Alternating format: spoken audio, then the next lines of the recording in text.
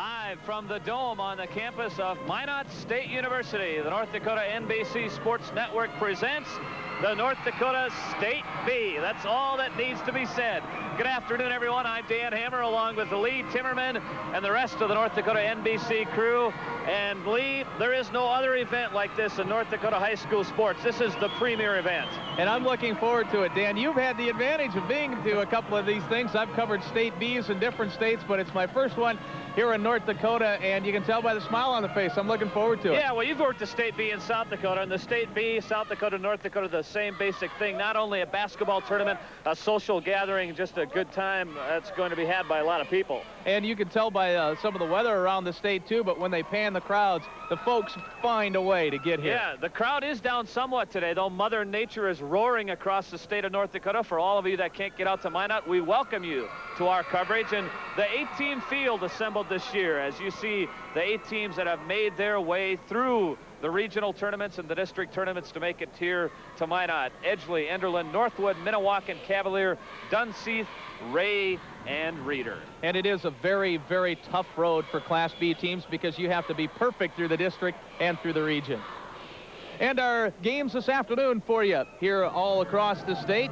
Northwood takes on Minnewacan. Northwood is the representative out of Region 2, a tough region year in and year out. Minnewacan out of Region 4. And then also the Region 5 representative, Edgeley, with the top record in the tournament, taking on Ray out of Region 7. This evening, it's Region 1 champion Enderlin against Region 3 champ Cavalier. And also tonight, Dunseith against Reeder. Those games coming up this evening. Well, we're going to set up this afternoon's first game for you, Northwood against Minnewacan, in just a couple of minutes. But first of all, we'd like you to meet part of our team.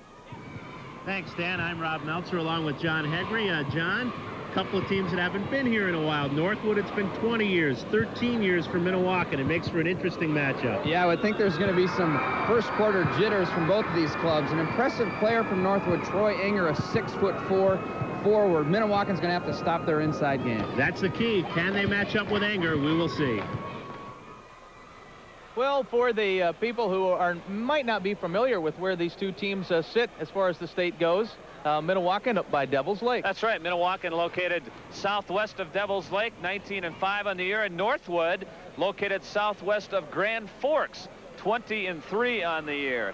And these two teams, Lee, as we come in, Northwood expected maybe to be here. Last year, this team, with a number of the players that are here this year, fell short in the region title game against Hillsboro. So Northwood has a good cast coming back. Minnewacan, on the other hand, really a surprise, and I guess you could label them the cardiac kids. Yes, definitely. Minnewacan, when the beginning of the year, was ranked 5th in the district. They came through the district and won everything. And in the region, down by 11 in all 3 games, but still came out on top. Well, we've heard already some talk about Troy Enger, Northwood's 6'4" post player inside, and that's a key for both teams as they head into today's matchup.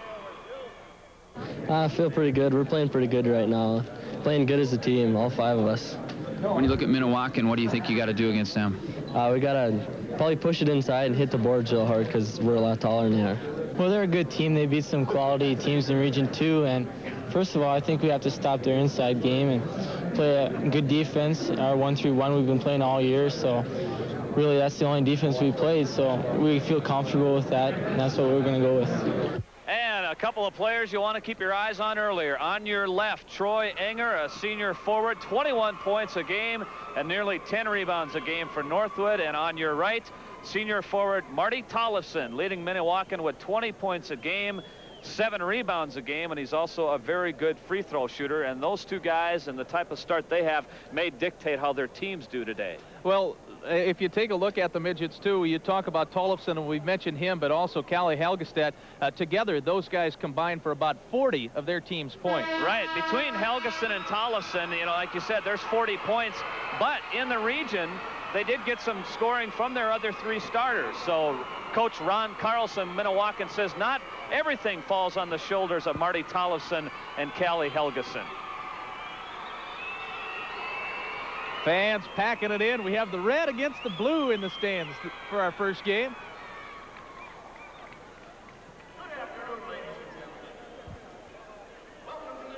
And now let's go to PA announcer Larry Lauser for the introduction of players. Class B boys basketball tournament.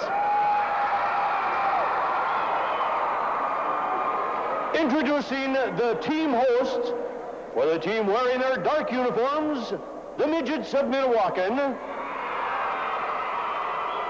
Team host, Uncle Milt Korsleen, and a Minot State University basketball player from Minnewacan, Jerry Sears. Team host for the Trojans of Northwood, wearing their light uniforms, Bill Kolb. Head coach of the Midgets, Ron Carlson. Head coach of the Trojans, John Hutchinson.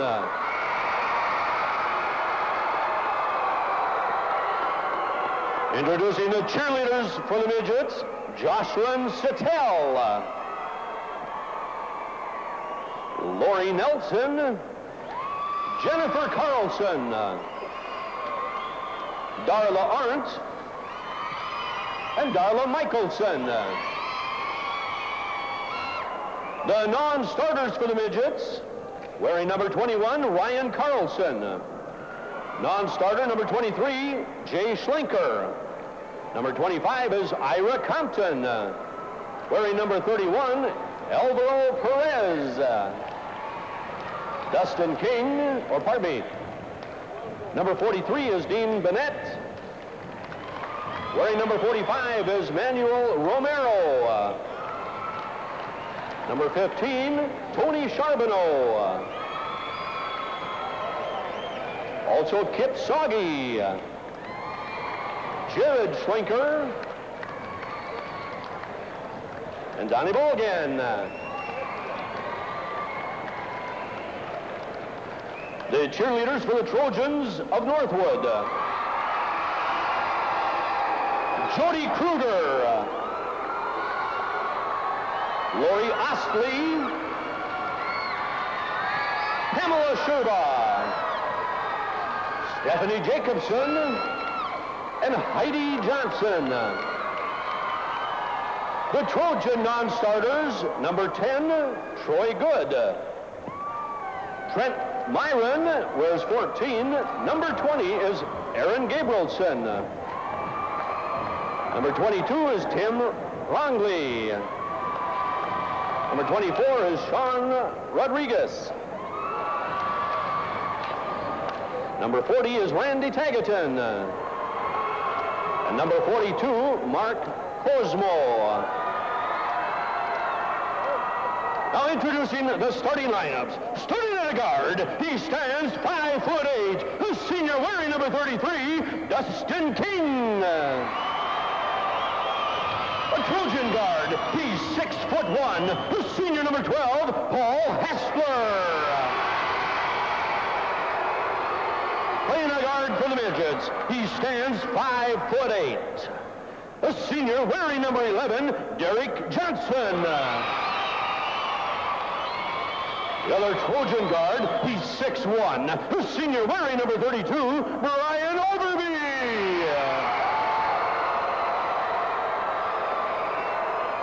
A midget forward, he's 6'1", the junior wearing number 41, Kelly Helgeson. Playing a forward for the Trojans, he stands 6'1", the junior wearing number 34, Aaron Runsvet. The other midget forward, he's 6 foot even, the senior wearing number 13, Marty Tollefson. Playing a forward for the Trojans, he's 6'4", the senior number 44, Troy Enger. The midget center, he stands an even 6 feet tall. He wears number 35, a senior Tim Cooper. The center for the Trojans, he's 6'1", the junior wearing number 30, Chad Horstenson.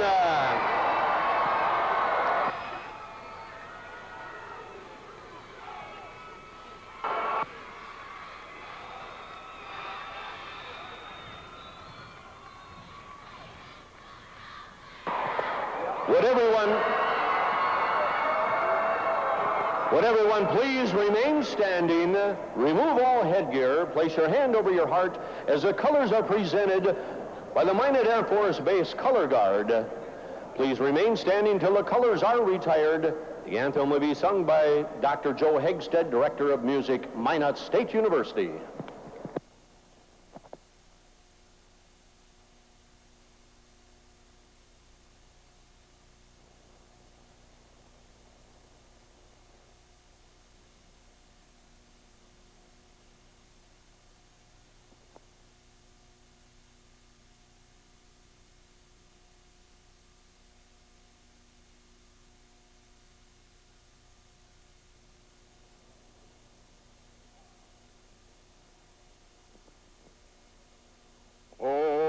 Say, can you see by the dawn's early light what so proudly we hailed at the twilight's last gleaming, whose broad stripes and bright stars through the perilous fight o'er the ramparts we watched were so gallantly streaming, and the rocket's red glare, the bombs bursting in air, gave proof through the night that our flag was still there.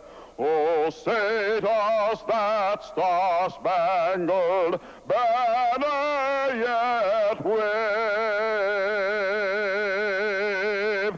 o'er the land of our free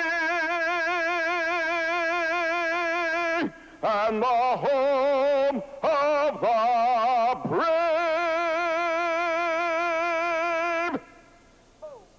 We're coming back with basketball. Northwood and Minnewacan. Chevy's got the winning spirit, and we're proving it every day on the tracks and on the streets. Right now, nobody is winning like you are. Pick your favorite Chevy and get 6.9% APR financing for 48 months or up to $1,200 cash back. West Dakota, you're winning with spectacular 6.9% financing or cash back with Lumina, Caprice, Beretta, S10 pickups, and more. Get your share of the winning spirit at your West Dakota Chevy dealers. It's the one that gets picked up, looked up, thumbed on, drummed on, taped up, scraped up, grabbed that, jabbed that. It's the one that gets thumbed through, flipped through, clocked down, dropped down, written on, bidden on, used a lot, choose a lot. Or take a look, man, upon this book, man. Was this the one that gets you? U.S. West Direct.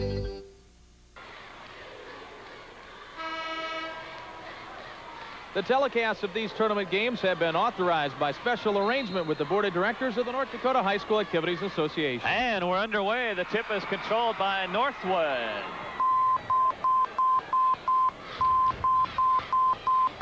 In the corner, this is Hassler. Underneath, it went to Anger, but it's picked off there nicely by Derek Johnson. So that's what you'll see Minnewacan do. They play a 1-3-1 zone. Primarily, they played that all season long, Lee. They played some man-to-man in the regional. Inside now they go. That shot rolls off by Tim Cooper, and Anger clears it away ahead to Hassler. But back to that point about the Minnewacan defense. Yeah, that's a key for them. In fact, Minnewacan's coach Ron Carlson says we must rebound. Well, they won't do much rebounding if they get that kind of production from Troy Anger off the nice lob pass, and he's on the board. 2-0 Northwood. Speaking of defense, Northwood is opening up with a 2-2-1 full court. Not real aggressive, but out there hassling.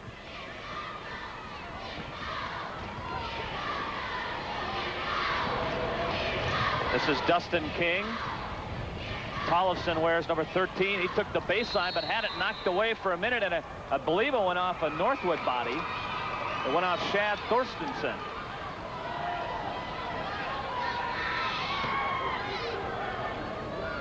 Out on top now, Derek Johnson, a senior guard, averaging 7 points a game. Inside, turnaround jumper in the lane is good by Callie Helgeson. Well, Helgeson, a key member, just under 20 points a game, leading rebounder. And at 6'1", he has to do the dirty work. It takes hard work to rebound when you're not up there with some of the trees, but there are not a lot of tall players in this tournament. No, Troy Enger and Alan Anderson of Edgeley are the tallest players in this tournament at 6'4", and actually Enger is more the true post player. Anderson is a very good three-point shooter, and Lon Ost likes to post him out and throw him out for that three-pointer every now and then. Paul Hassler in the book for Northwood. 4-2 now, Trojans in the lead. Opening 2 minutes from the state B in Minot. Inside now, and that's 2 in a row for Helgeson. So we're seeing early why he averages 19 points a game. Oh, what he's doing is finding the soft spot right in the lane from 15 to 10 feet. That'll bring the zone up a little bit more, and hopefully, as the game wears on, open it up on the backside. This is Hassler. Overby out on top, takes the three-pointer. Well, you talk about jitters. None in this game. No. These two teams are firing. 7-4, Northwood with the early lead. And actually, Coach Hutchinson didn't want to play the first game of the day. He said, I'd rather play game number 2 this afternoon. There's a three-pointer. That's in and out underneath. The rebound in the bucket for Helgeson. So Callie Helgeson has all 6 Minnewacan points in the opening 3 minutes. Boy, Helgeson, due with jumpers and now on the offensive boards. We mentioned the leading rebounder, and he showed us why. In good position.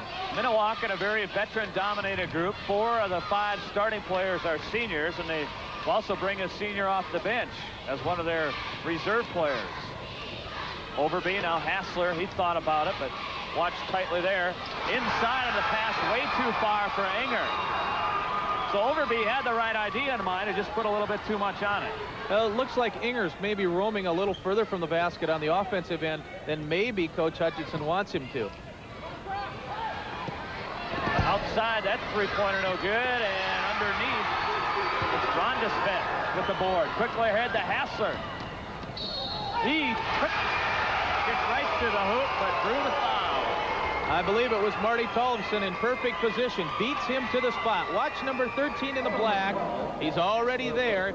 And Sam Milanovic puts the arm in back of the head and says, offense, we're going the other way. First foul of the game. Again, Northwood with some full court pressure. Now they trap at half court. Tollefson, a nice dump inside, and that's 2. So Tim Cooper's in the scoring book.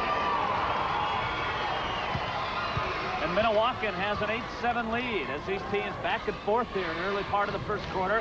As Lee said, showing no early signs of pre-tournament jitters. Well, that's the one thing you can't determine. You can practice as much as you want, but you can't determine how mentally the kids are going to handle a crowd and everything. And so far, it hasn't made a difference because the ball's going in. This is the first trip to the State B for Northwood since 1970. Battle underneath now. Enger couldn't hit it, but Chad Thorstensen is there. So Thorstensen, who scores just 4 a game, helps out on the offensive board. Minnewacan, on the other hand, was here in 77. In fact, they made back-to-back trips in 1966 and 67, or 76 and 77. There's a break in action. 3:18 remaining in the first quarter. It's Northwood 9, Minnewacan 8.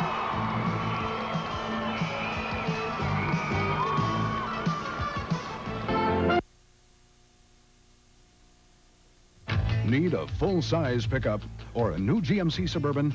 Well, head to your Northstar GMC truck dealer for fantastic cashback deals. Get $750 cash back or 6.9 APR financing on the GMC Sierra pickup. Full-size inside, full-size outside. Or for truck-size roominess and passenger car luxury, it's the GMC Suburban with $1,500 cash back or 6.9 APR financing. But you gotta hurry, because they won't last long. Only at your Northstar GMC truck dealer.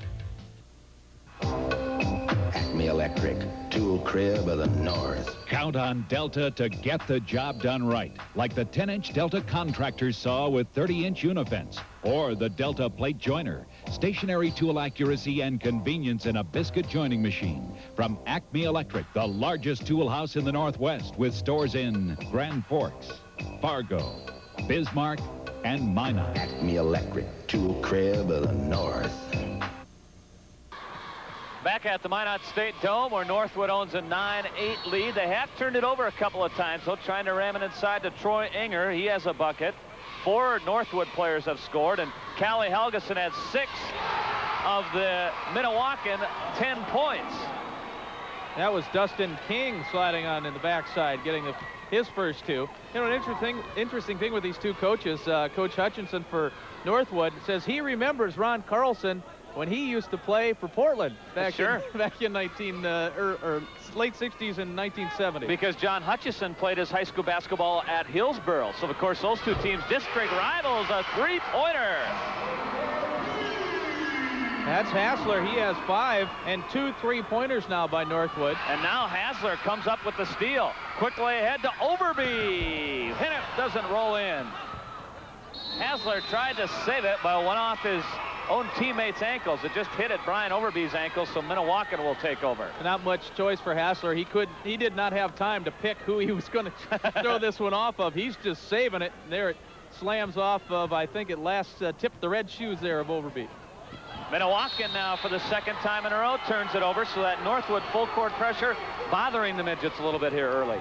Well, what I think they've done the last 2 times is made it just a little bit more aggressive. Not much. The first couple of times in the 2-2-1, Minnewacan was able to slowly bring it up. Now Northwood is starting to pick up a little bit more at half court.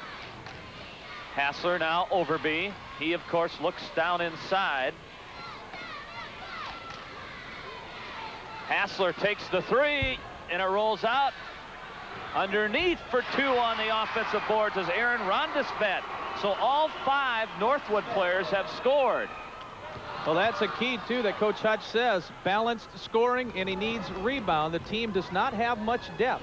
This Northwood team has talked balance all week coming into this tournament, even though Enger and Hassler get most of the ink. Underneath, in for 2, Tim Cooper with his second bucket of the game.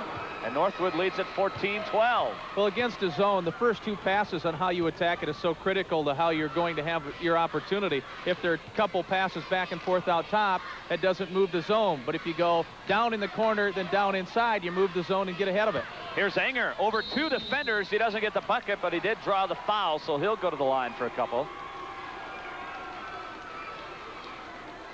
Enger doesn't seem early on that he wants to work real hard at the box, but that time the passing lane was open and they did a good job of getting the ball to him. I think that foul was on Callie Helgeson, his first, but Enger, it looks to me, Dan, if he just establishes himself a little bit tougher down in the box, he'll be able to get some open shots, but so far the outside ones have gone. Enger is a 56% free throw shooter on the year. He got the first, tries for the second, and that rolls out underneath. Nice offensive board, and 2 for Shad Thorstensen. So he's done a nice job on the offensive boards here early. He has 4, and it's a 5-point Northwood lead. The biggest by either team here early on. Underneath, that shot goes off, and quickly the Trojans look to break it. Overby's got Hassler with him. He spots him. Oh, and he is hammered underneath.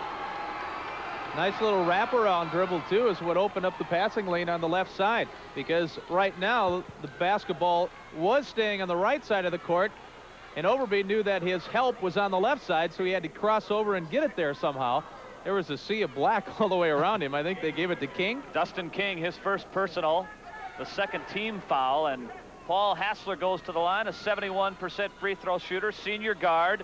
Scores at 18 a game, and he also hauls down 5 rebounds a game. So this is a kid who can do it all. Very bright young man. He handles the TV camera real well. So just a very poised young man. Leads the team in steals and second in assists, too. So other than that, he hasn't done much all year long for Northwood. That's a little bit of everything.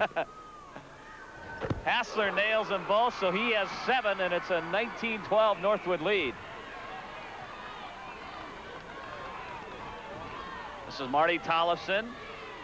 Ryan Carlson, number 21, into the game for Minnewacan. So Ron Carlson goes to his bench early. Hassler with a nice job knocking that ball out of bounds. Actually, the key to Hassler getting down there was he read the eyes. He saw the eyes, and they focused over on the box, and he took off before the pass was even starting to get wound up. The pass out on top, knocked away by Hassler. Now a race for it. Overby tried to take it away from Ryan Carlson, and then he gives to the elder statesman of the team, Callie Helgeson. Actually, he's only a junior. Enger now battles underneath for the rebound, and he's fouled by Derek Johnson. Well, Johnson definitely on the downside of that mismatch. Derek at 5'8", trying to go up against the 6'4" Enger, and Enger's arm's just too long. Northwood, 3 losses coming into the state tournament. 2 of those 3 losses to Hillsboro, the same team which beat them in the region championship game last year, and they beat Hillsboro in the region this year on a buzzer beater. So if you're Northwood, after you beat Hillsboro in the region, you figured, heck, state B bound. Well, the one thing from talking to people as the clock winds down is that Region 2, from what I understand, always tough. A 3-point attempt long there by Rondesvet. Minnewacan, a buzzer beater that goes long, but actually they threw that ball with 5 seconds left. So Northwood will get the last shot. They still have 4 seconds to work with, Lee. This is a little different for most Class B schools that have clocks on the end of the gym. Now it's above their head. Overby, and it hit the front part of the rim, just short. 1 quarter complete. It's Northwood 19, Minnewacan 12.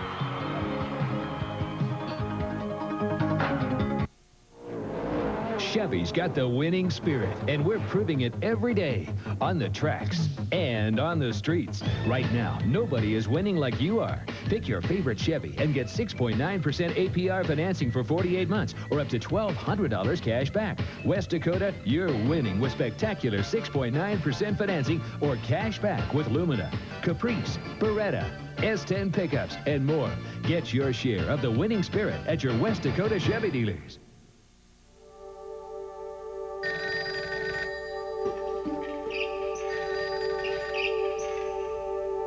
Call most places after hours and you may not get quite the answer you're looking for.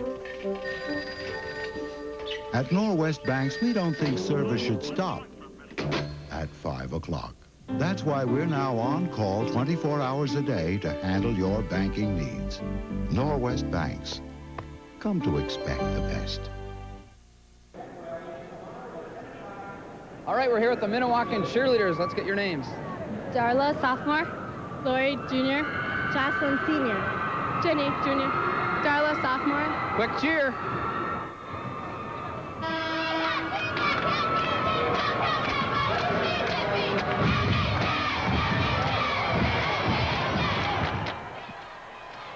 So Northwood getting scoring from all 5 of their starters has taken an early lead. Callie Helgeson led Minnewacan with 6. But Marty Tollefson, who led Minnewacan during the season with 20, was held scoreless in that first quarter. And I'm sure Ron Carlson would like to at least give Tollefson some chances here early in the second quarter, Lee. Oh, he'll get his shots. I don't think they have to worry about that. Tollefson looks inside, works against the D, then takes it back to the corner, and Derek Johnson whistled for the double dribble violation there. Both teams shooting fairly well in that first half. In fact, the Trojans very well at 64% from the floor. Minnewacan at 55, and Northwood with the 3-point edge at the line. They were 3 out of 4. Overby out on top. Now Hassler. This is Thorstensen. Rondesvet. Rondesvet will take the 3-pointer. So will Overby, but it's short. And Minnewacan did a nice job on the boards to clear it away. They scooped up the loose ball, and Derek Johnson now brings it back down for the Midgets, trailing 19-12. Inside. 2 more for Callie Helgeson. Well, Helgeson with just a mini fadeaway there, just enough to get it over the fingertips and off the board. This is Hassler. That zone fairly tight inside. Very tight. I mean, if they get one of those, that top person dropping in, they can really jam things up for Troy Enger. Hassler then takes the drive, a one-hander that's no good. Off the loose ball, Hassler keeps hold of possession for Northwood. A lob inside for Enger. He got the bucket. That's a nice pass from Overby. In fact, Coach Hutchinson says that Overby just loves to pass. And that time he had the right angle and the right man to go to. Well, Overby leads Northwood in assists, and you can see why with a pass like that. 5 now for Enger. In the corner, this is Helgeson. Off to a quick start. He went up against 2 people and was able to draw the foul. So Callie Helgeson really making things happen by himself so far for the Midgets. Well, the key to that drive, too, is that he gets past the first man. He gets past Rondesvet, and then that opens it up inside as Thorstensen has to come over and help out. But it was the man behind that got the foul. First on Aaron Rondesvet. Second team foul on Northwood. Helgeson hits the free throw. He's a 63% free throw shooter, and Northwood makes its first substitution. This is a team that won't go very deep at all. John Hutchison many times will go with just 6 players, and his 6th man checking into the game now, senior Mark Korsmo, number 42. If I'm not mistaken, in the bulk of the year, that's basically what he has done, has it not, going with 6 people? Exactly. Second free throw didn't go for Helgeson. It's 21-15 Northwood. We're just a couple of minutes into the second quarter. Hope you're enjoying the coverage. I know it's stormy in a lot of the areas across the state, so just pull up your footrest and enjoy it. We've got a full day of State D basketball for you. Again, Northwood every time will look inside to Inger. That's nearly their first read offensively. Korsmo's first shot of the day was short, and Minnewacan clears it away now. And those will be the shots that will be open too. The short ones on the wing and on the baseline. Keep the pass moving. You'll get a 10 to 12 footer. Dustin King now in the corner. It's Helgeson. Oh, nice dish. Oh, a tough break for Cooper as he was really set up nicely on that play. Overby out on top. Hassler spots the baseline, pulls up, and didn't get much on the shot. And Minnewacan now picking up its work on the defensive boards, gives Northwood still just 1 shot that first time down. I think Hassler went further to the base than he wanted to, got himself in a little bit of trouble. Turn around, that's the spot where he's hit a lot of his buckets, did Callie Helgeson. Underneath, and a bucket for Marty Tollefson. And he's in the scorebook, and he'll try for a 3-point play. Well, you see the ball come down over Inger, and Inger tipped it just enough to keep it in play, and it comes right down to Tollefson, who puts it up and back in. So Inger, you could tell by the expression on his face, a little mad that he didn't get that one. Jumped a little bit too soon. It took a high bounce. Tollefson hits the free throw. It's 4:43 remaining in the second quarter. It's Northwood 21, Minnewacan 18.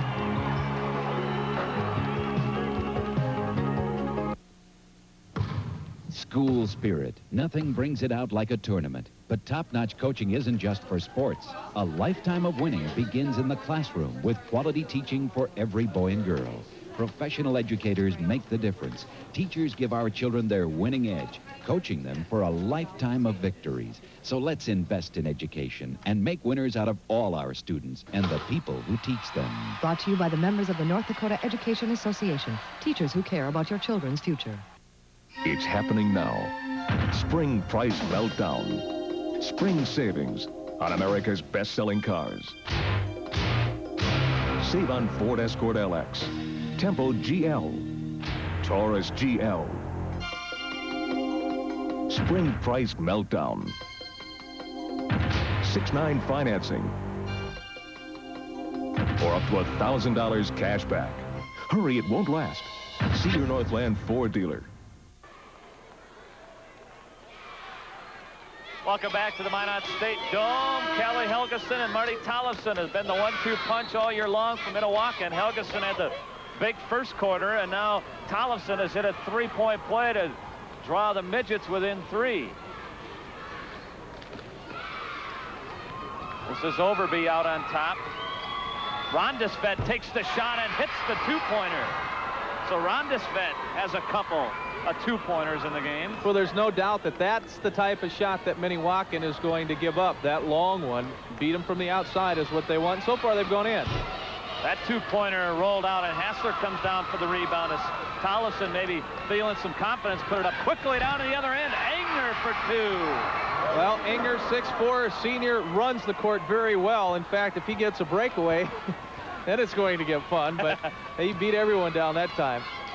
Helgeson tried to throw it in the corner for Derek Johnson, but it was tipped away by Overby. I think it was Enger that was over there, and it was a good chance to look at his footwork because he was back and side pedaling at the same time. Northwood tried a double trap in the corner. Tollefson now works Enger along the baseline, dishes it off inside. Beautiful pass for Tim Cooper. Well, that's the second time that Tollefson has used that shovel pass down between the hips and the knees. Hard to reach down there if you think he's going up for a shot, so that's where the passing lane is. Good guard will get it there somehow. 6 points for Cooper on the day now, so he's already hit his average. And if Milwaukee can get some scoring out of those other 3 players, they're going to be in business. That shot rolled off.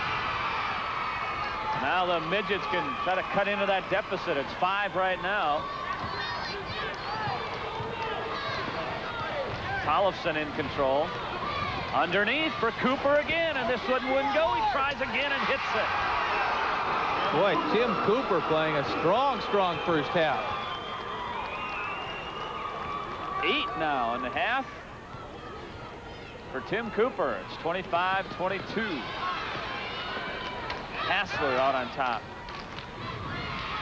Another lob in for Enger. Tried to work himself free from the baseline, but couldn't do it. And on the turnover, Milwaukee will take over. Now Northwood gets the substitution. And in the meantime, we'll take a break. 2:41 remaining in the quarter. It's 25-22 Northwood. Chevy's got the winning spirit, and we're proving it every day on the tracks and on the streets. Right now, nobody is winning like you are. Pick your favorite Chevy and get 6.9% APR financing for 48 months or up to $1,200 cash back. West Dakota, you're winning with spectacular 6.9% financing or cash back with Lumina, Caprice, Beretta, S10 pickups, and more. Get your share of the winning spirit at your West Dakota Chevy dealers. You believe in America. You believe in the land. It's not easy to hold on to your quality way of life. Sometimes the work never seems to end, but it's worth it. You trust Interstate for the cleanest, purest seed, quality seed, because your hard work shouldn't go to waste. You believe in the quality of Interstate seed.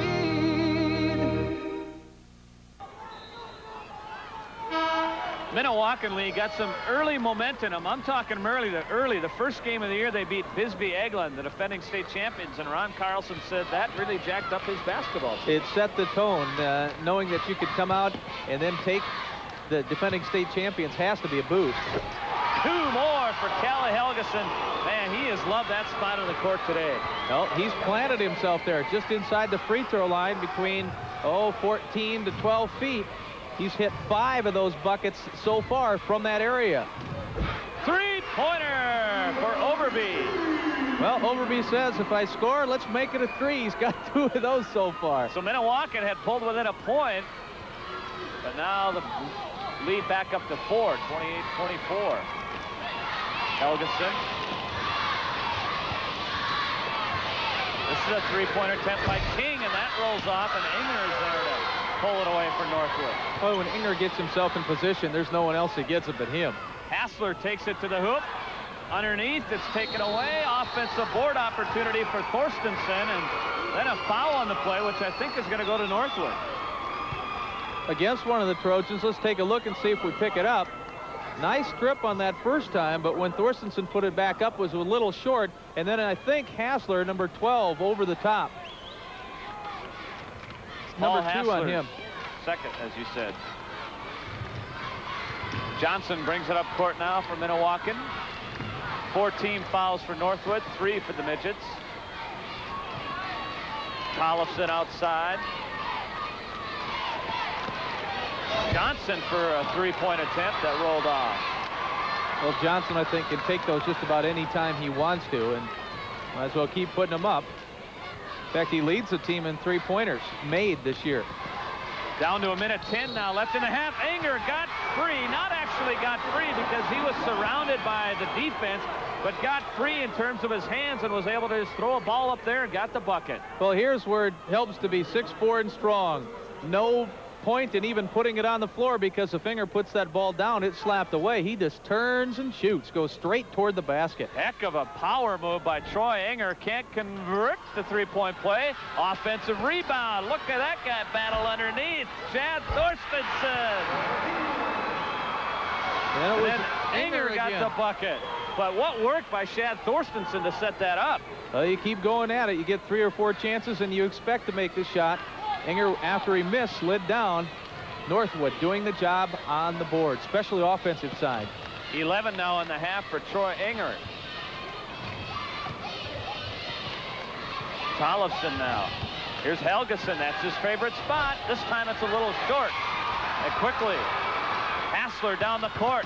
One-on-one. Went up for the bucket, and a blocking foul will go against Dustin King. Well, Dustin tried to get there and cut off his progress, but Hassler straight to the hole. Good job coming in on the left side. Dustin a little bit too late. There you see Dustin trying to catch up, and when you're behind, even if it's by a half a step, you, by and large, will have a hard time beating that person to the hole. King takes a seat, and sophomore Ryan Carlson checks back into the Minnewacan lineup. He played some earlier in this game.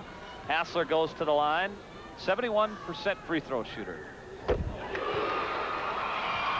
You know, during the shoot-arounds and practice yesterday, I think that's the main thing that these kids have to get used to, is that there's not a wall right behind the basket. It's kind of sitting out there in the open, and it doesn't take long, but it's just something you have to work on. Because most of these kids are used to a smaller gym where the wall is just set behind the backboard a few feet. Hassler hits both. It's a 10-point Northwood lead with 20 seconds to play in the half, and that's the biggest lead of this game so far. Outside, and that's 2 for Tollefson. So he's got 5 in the quarter after held scoreless in the first quarter. And on the inbounds, I think Inger stepped across the line as he was passing it, so a break for Minnewacan, a potential 4-point swing right here. Or 5. Or 5. Inbounds pass to Carlson. He's pressured there by Overby. Along the baseline, that shot up put by Tollefson. It rolls on, but Helgeson is there. Nice job by Callie Helgeson. 1 second left now. Oh, and Inger comes up with the block as Cooper went up for the shot that would have counted, because he did get it out of his hands before the buzzer, but Inger is there to block it away. And after the first half, Northwood, thanks to some balanced scoring, leading Minnewacan 34-26.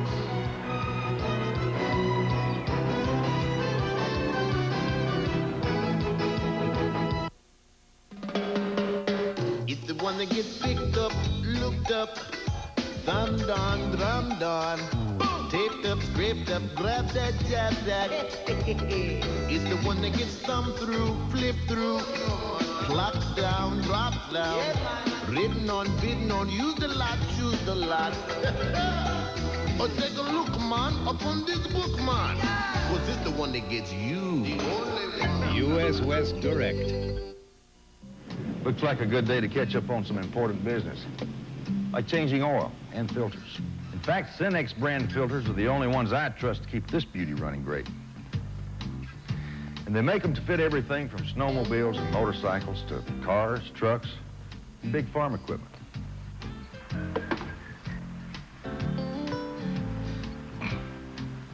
Wonder if they make coffee filters. Visit your dealer to get the right Cenex brand filter for your vehicles. Welcome back to the Minot State Dome. Like other towns in the North Dakota Class B tournament, it's a thrill of a lifetime for the folks in Northwood. The Trojans' first trip in 20 years has everybody talking basketball, and for a good reason. Ross Kurgis has more. The folks in Northwood know it's hard to argue with a breakfast cereal king. The town's first trip to state in 20 years has everybody in the spirit and has created more hype than this town has ever seen. People are really excited for the kids and for the town, and they're really looking forward to this weekend. So I'm happy for everybody in the town that we're able to provide that for them. The biggest news in town seems to be the talk at local cafes like the Round Table. The special of the day, a Northwood win. That's all the talk is, and who's going and if we can get rooms or you got tickets, or we got to win that first game and everything else, and everybody's talking we're gonna go all the way this year.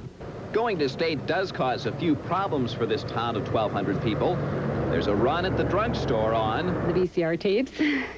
We have to order more in, and we'll try and get them in, but I don't know if we can by the weekend. Lots of Northwood folks will be taping at home and at the state tournament. Games at Northwood are usually packed to watch their Trojans. Afterwards, they're usually celebrating at places like the Brass Rail. And state tournament fever is good for business. Yeah, everybody's happy. Something to talk about. Waiting for spring, I guess, is kind of a boring time of year, and everybody has just kind of got the basketball fever. And if Northwood does bring home a championship trophy, these folks will be awfully proud to be Class B basketball kings for a year. In Northwood, Ross Kirches for the North Dakota NBC Sports Network. You're watching continuing coverage of the North Dakota Class B basketball tournament.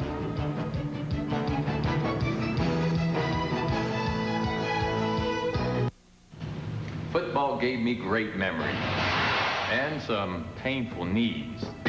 I remember those smelly old-fashioned liniments, but time and training methods have changed. Today's trainers use Flexall 454, the aloe vera-based pain-relieving gel used by trainers in all major pro sports. And now Flexall is available to the rest of us who live with pain. I might just ask for my old job back. Flexall 454, it's a winner.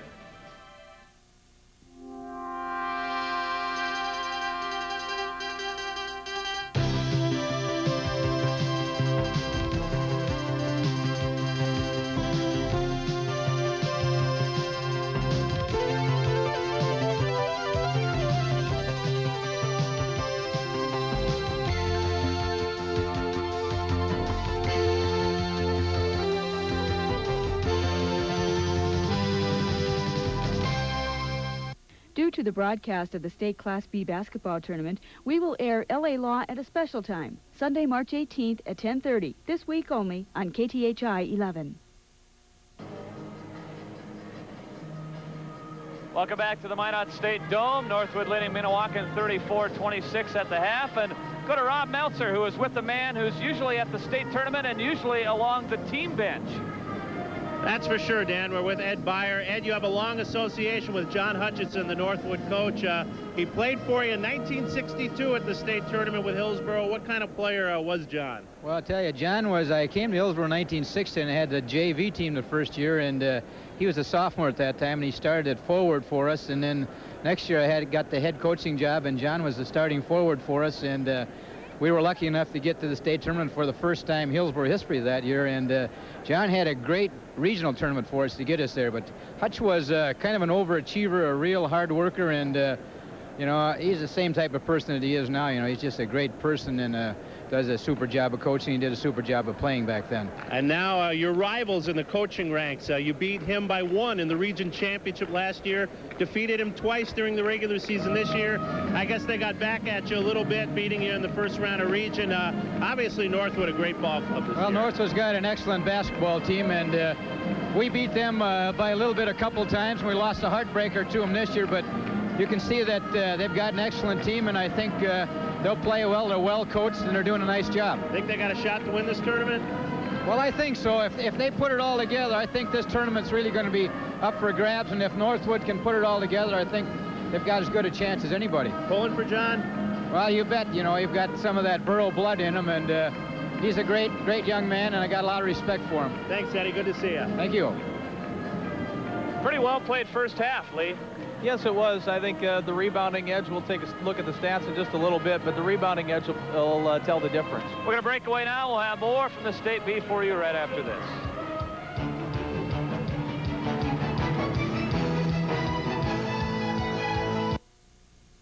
This is a KTHI News 11 update. Well, good afternoon, folks. Winter has returned to the Red River Valley. Right now, snowing heavily in the Fargo-Moorhead area. Visibility is down to 1/8 of a mile. The temperature right now, 29 degrees. The snow is just now making its way into Grand Forks, East Grand Forks area. Snow showers being reported there. Temperature 32 degrees. We do have lots of advisories to talk about. We'll go for this afternoon now. Snow and blowing snow advisory for western Minnesota. And a winter storm warning now for the eastern half of North Dakota. Blowing snow advisory out west. For tonight, basically the same story. Winter storm warning is in effect for eastern North Dakota. And the blowing snow advisory for western Minnesota. The forecast, northwest winds at 25 to 35 miles per hour will blow that snow around. Look for a high in the low 30s. And for tomorrow now, we're going to see more snow and more blowing snow, 4 to 8 inches by morning, and highs generally in the upper 20s. and we'll see 27 degrees, I think, for a high temperature for tomorrow. So basically, we're going to have more snow and blowing snow for the next few hours right on through the evening. Now let's go back to the game. It seems every year the Class B tournament has a dark horse, and this year's candidate are the Minnewacan Midgets. In hard times, the Midgets have folks believing in Minnewacan land that miracles do happen. Kevin Bryan has more. Nope. It's early morning in the small town of Minnewacan, North Dakota, and the Flyway Cafe is buzzing. The coffee's hot, the game is gin rummy, and the topic of conversation is all about those amazing midgets. It turned out to be an exceptional year for the parents, for the fans, the spectators, everybody involved. It's just unbelievable what they've done. Nobody expected them to get to first base, and here we are in the state tournament. It's unbelievable. General consensus in Minnewacan today is that we had two miracles this year. Our boys going to state and the rain. And miracles do happen in Minnewacan. Those amazing midgets were picked to finish in the basement of their own district. Now Minnewacan is playing for a state title and the pride of the community. I think more than anything this year, this has been a community win. You know, there's a lot of things. You know, one guy mentioned to me that it's really a boost, you know, when you have the drought and small towns are in a little bit of trouble, and you know, things like this help pull community together. The Midgets are the definite dark horse in this year's tourney, but the good folks of Minnewacan, well, they're not worried one bit. Like we were saying the other day, if we ever get ahead in the game, well, we'll be scared because we're going to lose. We get down 8, 10, 11 points, and then we make a comeback, and away we go. The mayor of Minnewacan says that most of the town will be in Minot this weekend, leaving only a handful to watch over the town till Monday, or to start a pretty dandy parade on Sunday afternoon. This is Kevin Bryan for the North Dakota NBC Sports Network. Well, I think that's part of the thing about the Class B tournament. It's so special to the communities because it's not only a sporting event, it's a whole community event that they take pride in. That it does, and some of the numbers that Northwood takes pride in are these shooting numbers, 52% to 48, both teams. That's not too bad. Free throws, well, a three-point edge there for Northwood. They have the edge on the scoreboard as well. Rebounds, 17 to 11, and I would venture to guess that probably 5, if not 6 of those are offensive rebounds, and probably 3 or 4 turned into points. Turnovers, about even, score, Northwood with the edge. Individually, well, we're still looking at last week's State A tournament, huh? Well, Jason certainly had a fine game. Filler had such a darn good tournament, it's worth taking a look at his stats again. But individually, Troy Enger led Northwood with 11, and Callie Helgeson led Minnewacan with 11. We'll be back for the second half. Ooh, that looks good right after this.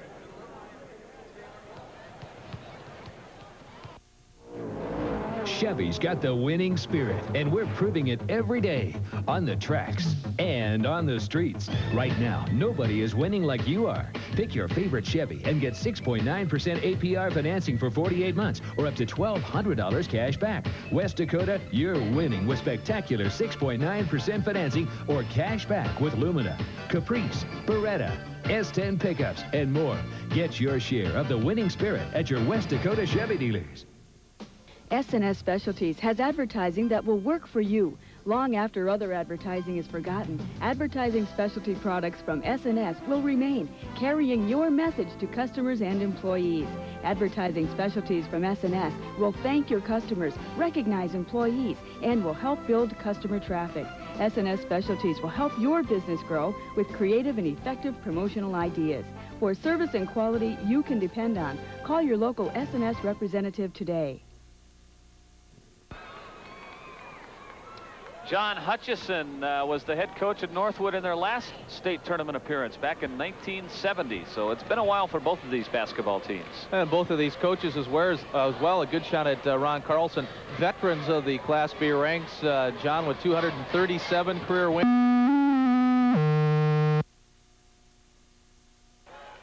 It's tough to do sometimes in coaching.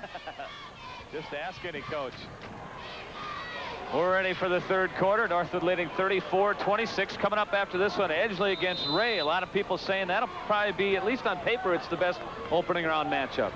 Well, those teams are similar. We have good matchups as well. Enderlin and Cavalier. Those two teams match up very, very well on paper, too. So this tournament, like all, wide open. This is Overby in the first half. He had a couple of three-pointers and finished for 6. As I said, all 5 Northwood players got in the scoring act for John Hutchison in the first half, and that was a key. Enger, a turnaround, that bounces out. One shot and out for the Trojans on their first trip down. Kelly Helgeson had a heck of a first half, and he brings it up quickly right to the hoop, but that's strong. Rondesvet clears it away. Here comes Hassler now. Quickly ahead. Hassler had 9 in that first half, including 1 3-pointer. And the Midgets opening in man-to-man. There's the key matchup as Cooper stepped in front. That's the one to look for, though, that matchup.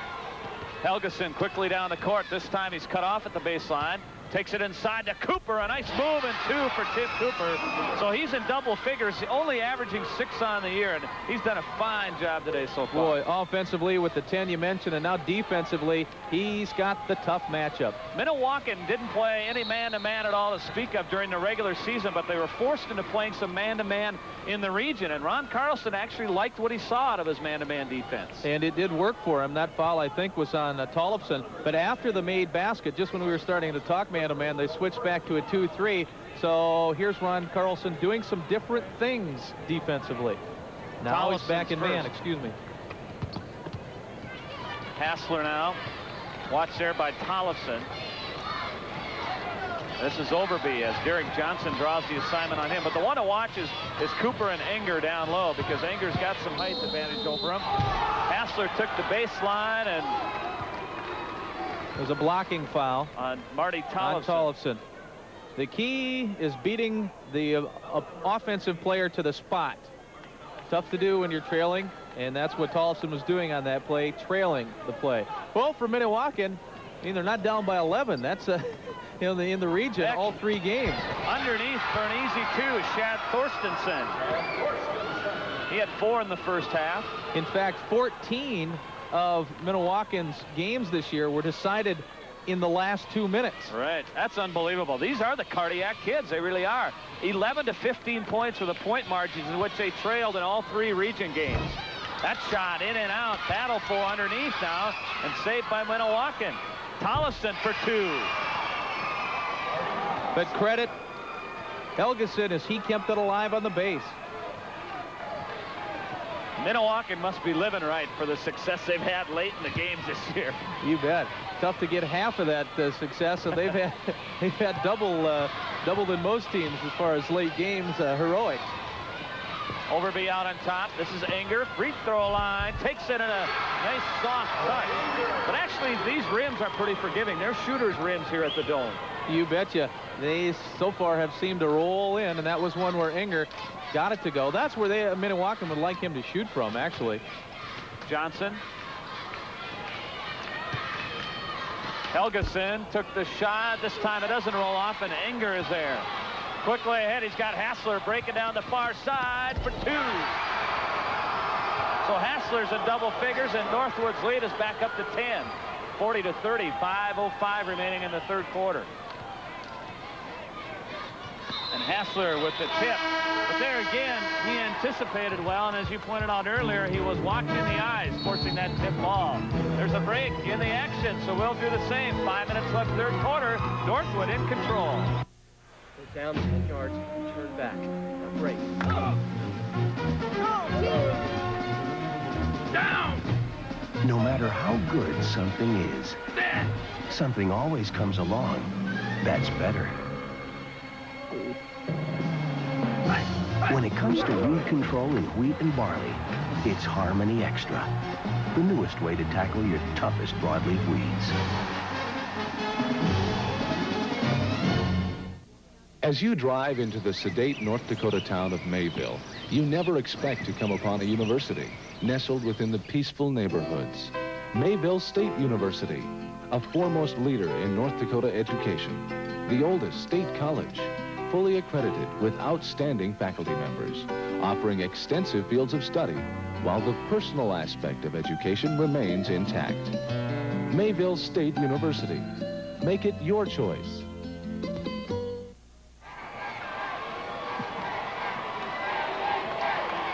Back to the Minot Dome as Northwood has the advantage here in the first 3 minutes of the third quarter. Tollefson looking for Cooper to cut through as Cooper's had the hot hand. So does that man now. Tollefson with a couple of buckets here in the third quarter. Well, when you're down, you look for your best shooters, your best players to make the shots to bring you back in, and there's no doubt that Tollefson is one of those for the Midgets. Hassler now to Overby.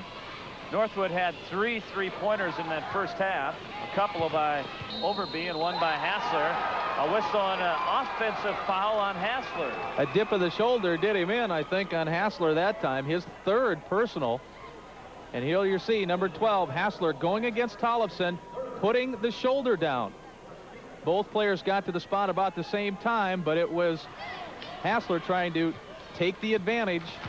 That's where the foul was called. So that's a concern for Northwood now at the halfway point of the third quarter. Hassler, one of their 2 leading scorers and a real leader on this basketball team, picking up his 3rd foul. John Hutchinson, though, is happy to leave him in there for now anyway. Johnson in the corner. Minnewacan being pretty patient now offensively, and they can afford to do that. Down just by 8 here. Trying to figure out how to attack the zone, and once they get set, then look for the passes to pick up, be a little more crisp to keep the zone moving. A little running jump hook actually didn't go, but he followed it nicely. So Helgeson, that was a tough attempt, that first one, a running jump. Yeah, those I don't think you draw up. Those you just do.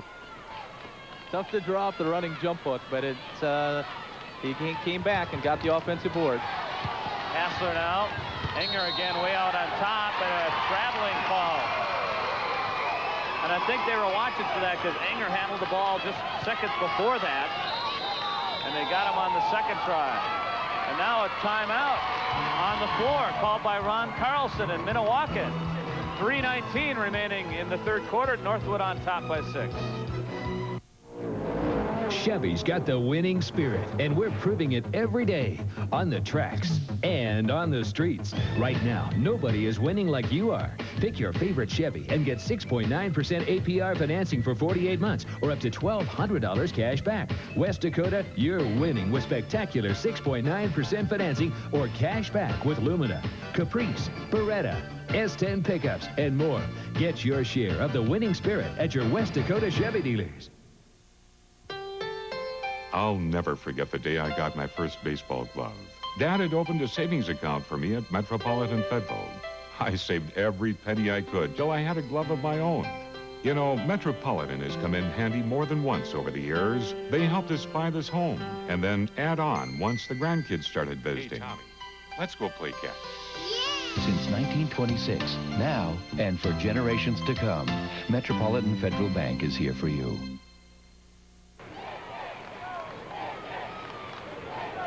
Northwood fans living it up here at the Dome.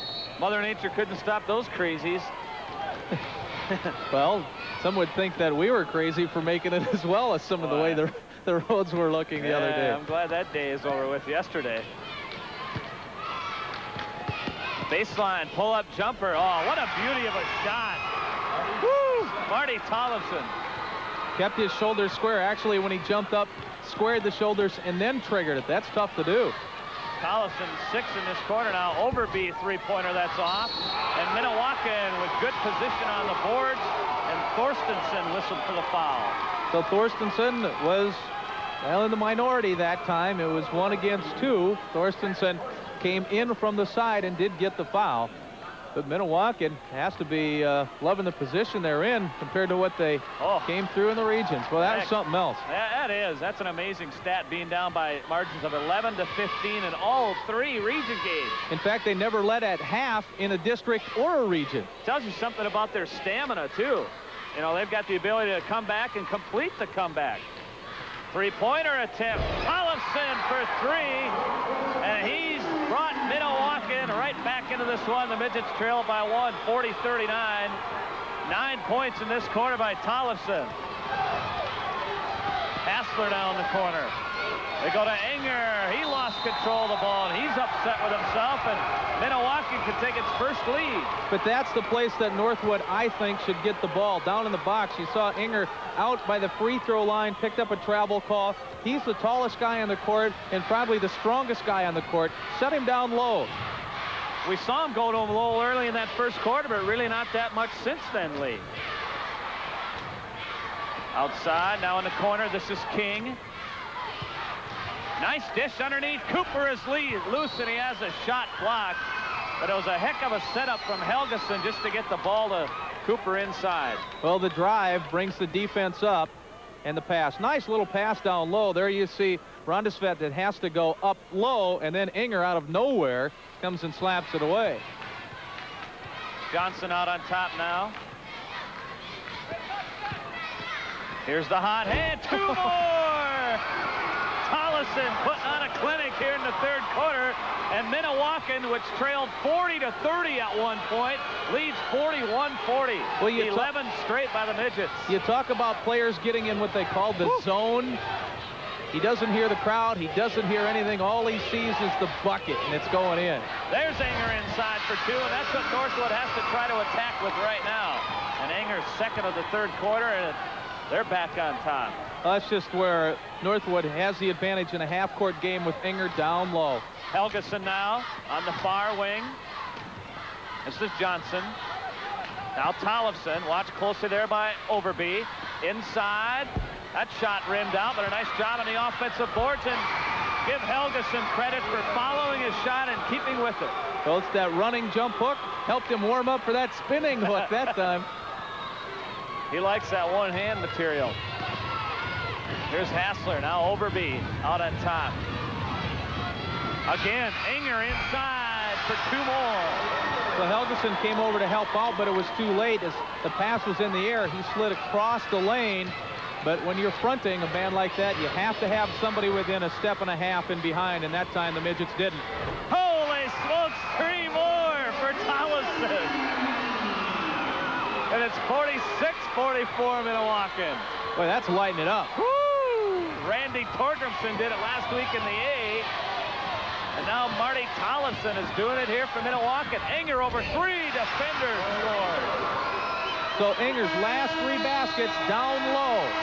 We have got a dandy for you. We're tied at 46 after 3 quarters. It's Inger against Tollefson in a heated battle. When you have this many vehicles, it's important to keep them equipped with batteries you can depend on. Reliable Cenex brand batteries. They've got the cold cranking power to get a little guy like this started. Or a big one like that. And they'll keep on getting them started for a good long time. Now, if we could just get you started on the basement. Get off to a sure start with a quality Cenex brand battery from your dealer. A cataract occurs when the lens in your eye becomes cloudy or hazy, usually because of aging. Having a cataract causes your vision to blur. Reading can be difficult, and you may lose your driver's license. A cataract decreases your visual acuity and can make all your daily activities less pleasurable.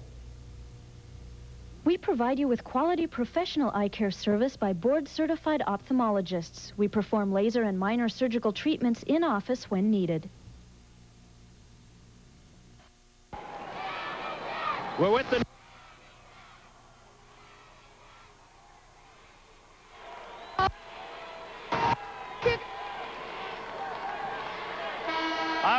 Apologize for those audio problems. No problems, though, for Marty Tollefson that quarter.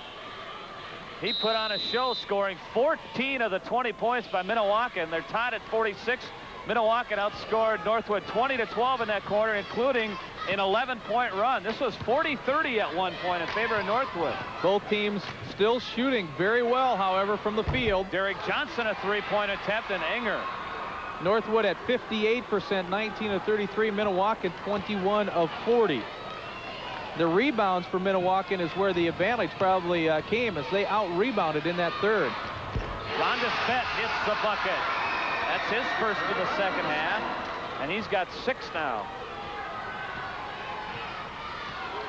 Derek Johnson, and there's the man with the hot hand, Marty Tollefson. Averaged 20 points on the year, had a slow first half. But, man, he has found the groove in the second half. Helgeson for 2. Well, the key to that is Helgeson slid in from behind the defense. They didn't see him until he got the ball and spun and shoot very quickly. Also, Tollefson with a no-look pass. 17 for Helgeson now. to go along with Tollefson's 19. Hassler outside. The three-pointer is weak. And Tollefson is there easily to pick off the rebound. 48-48. Minnewacan rallied strongly in the third quarter behind Marty Tollefson. The guy with the ball right now. Overby watching him defensively. Underneath. Beauty of a pass, but the shot wouldn't go. And quickly, Overby the other way. Head for Enger for two. We talked about his ability to run the court. Enger filling the wing. 21 for Enger. Tollefson taking his time, bringing the ball up the court. This is Johnson. Now King. Tollefson. Three-pointer rolled off, but Helgeson is there for the rebound. Johnson now. You betcha, baby. Three-pointer for Derek Johnson.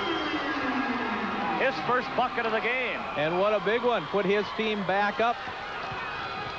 Fine time to make it. Enger now set back up near that free throw line again. Here's Hassler. They go to Enger underneath. He got the position. Actually, his defender fell down there. Callie Helgeson hit the floor, and that left Enger wide open. Well, Helgeson was trying to fight his way around to get in the front, and there was the strength of Enger. And it said, just kind of shoot him away. Tollefson. Here's Helgeson. That's his favorite spot. Well, you just can't give Callie Helgeson that shot because 85% of the time he's going to drain it. Yeah, and he has proved it so far in this game. He has 19 points, and I think 2 of them did not come from that area.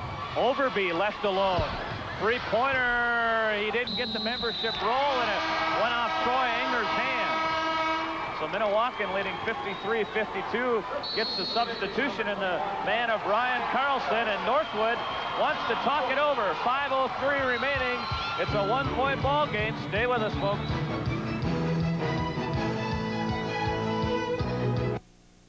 Here's a simple fact.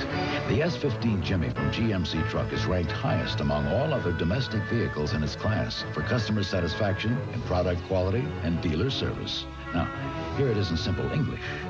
S15 Jimmy owners love their S15 Jimmys, period. The choice is simple.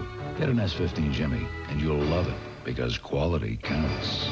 Right now, we're closing out 1990 model compact pickups and S Jimmys at your North Star GMC truck dealer. Take my word for it, this is utopia. Am I talking about scenery, harp music, the betterment of man? No, I'm talking burgers. I had the most perfect hamburger in my life here. It was so juicy and delicious, thought I was in heaven, so to speak. Utopia does exist. I've eaten there. And if you ever reach Utopia, take my advice. Order the hamburger. Beef. Real food in Utopia, Texas. Back at the Minot Dome, Minnewacan holding a one-point edge with 5 minutes and 3 seconds to play. Northwood, in the name of Brian Overby, put on some nice pressure there on the inbounds pass. Nearly created a turnover. Well, Northwood did use some pressure in the first half to their advantage. It started a little passive, then picked up with it. But here, with 5 minutes left of this game, I don't think there's going to be any passive at all. And they nearly tipped it away there, but Derek Johnson was able to save it. And now Brian Overby will be whistled for the foul. Well, Overby's Johnson, a nice job of realizing that Overby was on his hip. You stop, you got the ball, that means you're in control. So here you see Johnson. He's still looking over his right shoulder. There he is, and there's the foul. Third team foul on Northwood, and Minnewacan has 2 team fouls here as we head towards a stretch run, the final 5 minutes of this basketball game. Both teams have done a very good job in that department. And as we said, that was a key for Northwood. Even though Hassler got his 3rd foul fairly early, he's played foul-free now for pretty much of the second half.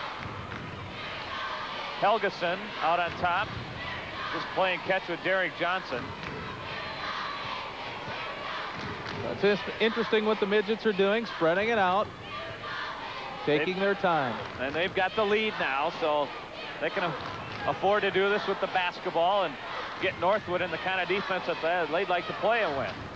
Northwood staying in the zone, but what it does is it extends it, really creates lanes to the basket if the back door exists. And a lot of times you'll see a backdoor develop for something like this, or out of something like this. But that's the job of Rondersveit when it's on that side of the court to protect on the backside, and he's over in the baseline, standing down in the box, looking for it defensively. So Minnewacan has taken a minute now off the clock in this possession. We're down to 3:43. And Ron Carlson wants to talk it over again, so he'll get his strategy set for the final 3 minutes and 39 seconds, and you can bet that this is going to be a chess match the rest of the way, and we'll have that for you right after this. Chevy's got the winning spirit, and we're proving it every day on the tracks and on the streets. Right now, nobody is winning like you are. Pick your favorite Chevy and get 6.9% APR financing for 48 months or up to $1,200 cash back. West Dakota, you're winning with spectacular 6.9% financing or cash back with Lumina, Caprice, Beretta, S10 pickups, and more. Get your share of the winning spirit at your West Dakota Chevy dealers.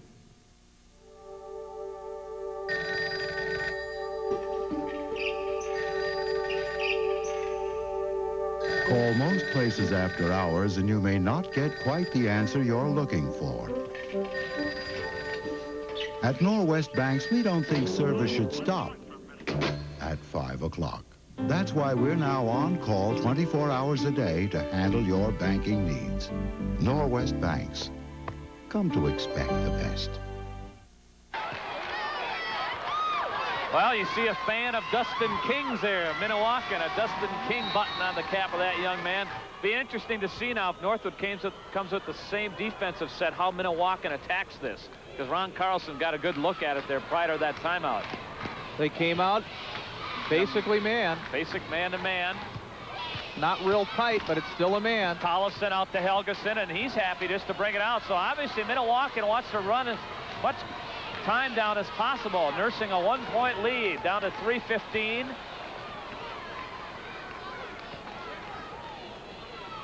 Oh, big block there by Thorstensen, a huge defensive play. That shot, too, that shot attempt a little bit further out than where Helgeson was hitting most of them earlier. So a 2:57 on the clock now. Northwood looks for a possible bucket that would give them the lead. Hassler out in three-point land. Northwood looks like they'll take their time, be patient, look for Enger cutting across. There he is. He dishes it back. Along the baseline, a pull-up jumper wouldn't roll for Rondersveit. And Helgeson comes away. 2:33 remaining now. 53-52, Minnewacan. They trailed 40-30 at one point. Last two possessions, neither team in a hurry. This is Cooper. He had a strong first half, which enabled Minnewacan to hang in there. There's a jumper as Tollefson goes over the 20-point mark. Now 21 in the game and a three-point edge. Well, Hassler took a chance. He went for the steal, and that left the jump shot open. We're under 2 minutes now. Overby on the drive. Enger with the tip in. But Minnewacan still holding a 1-point lead. We're down to 1:48 remaining. Johnson now. This is Helgeson. Carlson in there, number 21 for Minnewacan. 1:30 remaining. This is Carlson. Again, Northwood pretty much in that man-to-man defense. They have the last couple times down the court. And for one thing, they're drawing Troy Enger away from the basket also. Now he kind of floats down in the paint area. Northwood has been conscious of the middle by keeping somebody back. Helgeson. Pressured by Enger. Enger ties him up and forced the steal. So a fine defensive play by Troy Enger. And then coming back, drawing the foul was Marty Tollefson. Well, Tollefson didn't want that foul, but he was just in a bad position. He couldn't do anything about it. But the key, number 44, Enger, slaps the ball away on the pass attempt, and Tollefson sandwiched in between there. He was in the worst position of the two against Hassler. Northwood trailing by 1, 55-54, 54 seconds remaining. There you see the clock. Hassler blew the layup underneath the offensive board of the bucket for Chad Thorstensen, and Northwood has the lead. 56-55. Helgeson cut off there. Tollefson nearly has it taken away, but he's fouled in the process by Brian Overby. But Minnewacan will not go to the free throw line. Just the 4th team foul on Northwood. Overby very aggressive in trying to get this ball away. As the pass comes out, he comes right over and goes over the top. An easy foul call that time on Overby, but he knew he left his man and that his man was open, and if the pass gets there, he's got an open shot. Ron Carlson wants to talk it over. You saw Troy Inger heading to the Northwood bench, and we've talked about his offensive skills, but actually it was his defensive skills that caused the play, which gave Northwood the possession to take the lead.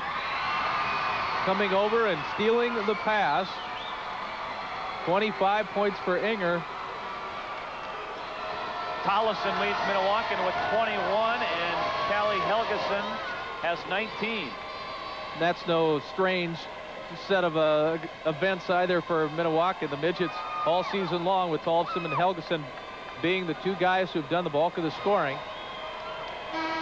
They got tremendous first half from Cooper offensively, as Tim Cooper had 8. So Cooper took over the scoring role for Tollefson until Tollefson took a rest and maybe put those blow dryers, heated up those hands a little bit coming out for the third. He did put on a show in the third quarter. That was a joy to watch. 38 seconds remaining in the ball game. 56-55 Northwood. You see the clock in the upper right-hand corner of your screen. This is Helgeson. Tollefson in the corner. Tollefson gets around the D, lays up a shot, it won't go. A battle underneath, and Overby is whistled for the foul. So Brian Overby picks up his 3rd personal. More importantly, the 5th Northwood team foul. And that means a 1-and-1. Nice job here by Tollefson. I didn't think he was going to be able to get the baseline all the way. The soft shot does not go, but King is in perfect position. Overby over the top. Well, if you're Northwood, Dustin King is the man to foul. Just a 36% free throw shooter. He nails it. We are tied at 56 with 23 seconds remaining. Holy smokes. Not bad for a guy who hits 36% from the line. Minnewacan has the lead, 57-56.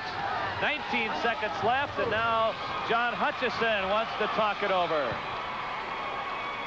So Dustin King hitting his biggest free throws of the season, undoubtedly. A kid who scores just 4 points a game.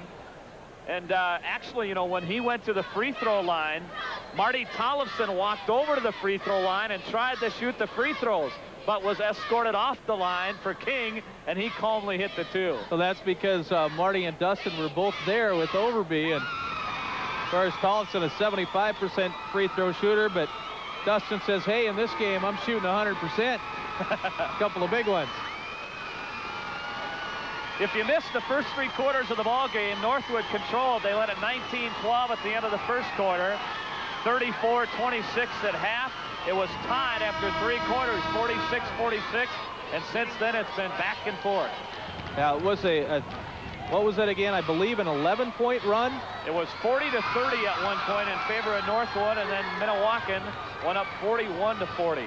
Now, if you're Northwood, you want to get the ball into the hands of 2 people, Paul Hassler or Troy Inger. 18 seconds left. There you see the clock. Now Overby.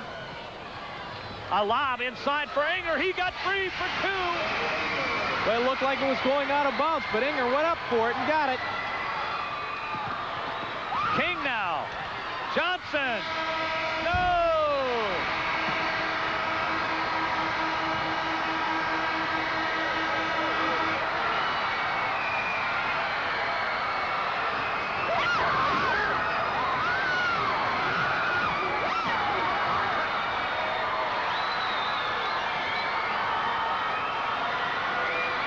Northwood moves into the semifinals. Troy Inger's bucket inside with 7 seconds left. The game winner, 58-57.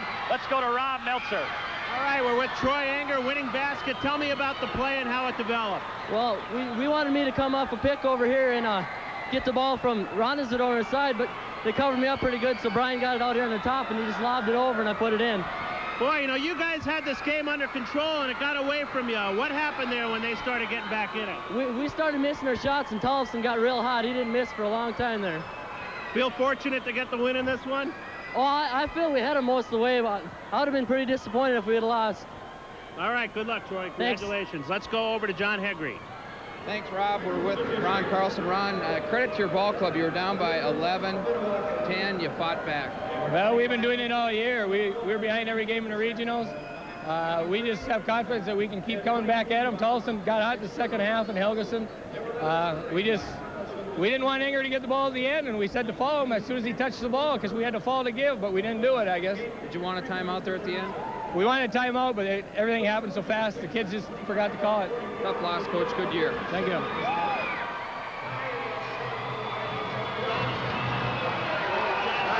Northwood, John, you had the game under control. It seemed a 10-point lead. It kind of got away for a while.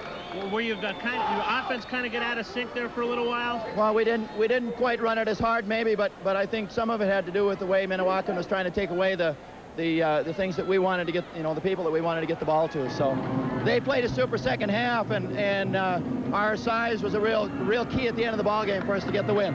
Yeah, when you needed to get the ball to Inger, you were able to do it there at the end. Right, and the kids felt that even with down one with that last time out that we had, they felt, we can score. We can get it into Troy. We can score. We got her. That's the attitude that they went out in the court the last time with. Congratulations, John. Thank you. Thank you, gentlemen. And Troy Ingerly, the story, especially as this game unfolded in the last couple minutes.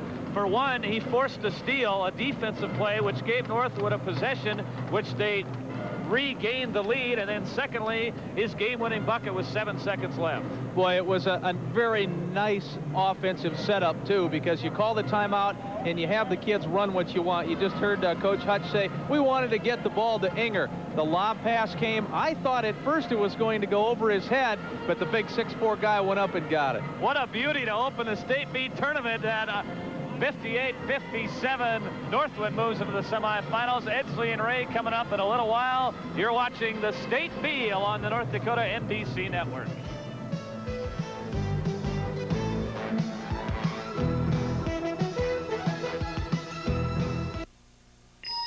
It's here at your Northland Ford dealer. Spring price meltdown.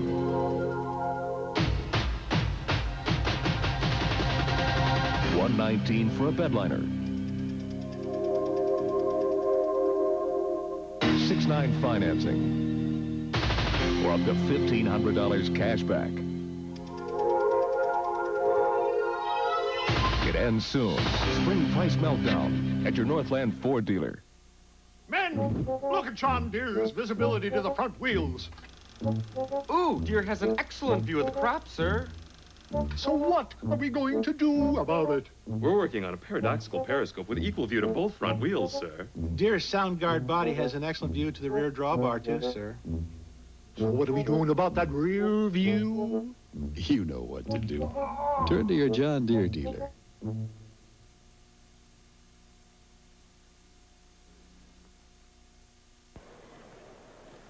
Welcome back to the Minot State Dome. I hope you were along with us for the opening round game as Northwood defeated Minnewacan 58-57. For more, we go to John Hegre. Okay, thanks a lot, Dan. We're with Diane Michelson, the president of the Minnewacan Boosters Club. Oh, tough loss. Yeah. But they played pretty well, didn't they? Yes, they did. And when you look at this team, has it been an exciting year for you all year? Very exciting.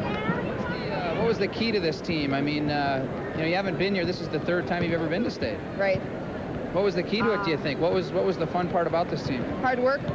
They play hard. They, like a lot of people say, they didn't have a whole lot of ability. They worked hard and played from the heart. How was the crowd taking that loss there? They were right with them all that fourth quarter. We don't feel that they've done their best. We were placed 5th in the district. We weren't even supposed to be a state team. So just getting here was a real joy. And as far as we're concerned in Minnewacan, they're still number 1. Great. Thanks a lot, Diane. You bet. Thank you. Let's go back to Lee and Dan. Well, it was a game of numbers, and all numbers were very, very close. Of course, the 1-point edge, the one that everyone will remember for Northwood, 58 to 57. But statistic-wise, very, very equal all the way through. The stats reflect the evenness of this ball game. Northwood finishing 25 of 44 from the field. Minnewaca 25 of 48. Free throws, both teams shot well, but neither team shot a lot of them. 5 of 7 for Northwood and 4 of 5 for Minnewaca individually. Now, rebounds first, Northwood and Minnewaca, very, very close for Northwood. But probably an untold story is that Thorstensen had 8 of those 23 rebounds. Inger had the other 10. Turnovers fairly even. There's the score. And individually, Minnewacan was led by Marty Tollefson with 21 points. Callie Helgeson had 19. Troy Inger, 27 points, 11 in the first half, 16 in the second half. For Northwood, Paul Hassler had 11, and Chad Thorstensen had 8 for Northwood, which goes to 21-3 on the year and into the semifinals. Minnewacan now 19-6 on the year, and they will play the loser of the next game in tomorrow's first consolation round game tomorrow afternoon here at the Minot State Dome. Let's go now to Rob Meltzer. Thanks, Dan. We're with Doris Wyrock, a lady who definitely has mixed emotions in this game. She lives in Ray, yet she is the grandmother of Greg Brager, who plays for Edgeley. Therefore, who are you rooting for in this ball game? Both of them. So yeah. Either way, no matter who wins, you're going to be happy. We're going to sit with Greg's, with Edgeley. But you went to most of the Ray games this year, right? Oh, yeah. All of them but 2. Mm-hmm. Okay, did you get a chance to see Greg play at all during the season with Edgeley? At the regionals, yes. We went down for the regional game. Tell me about this shirt. It says Rangers and the Ray Jays. How'd you get that made up? My daughter gave it to me. Laverne from Cole made it.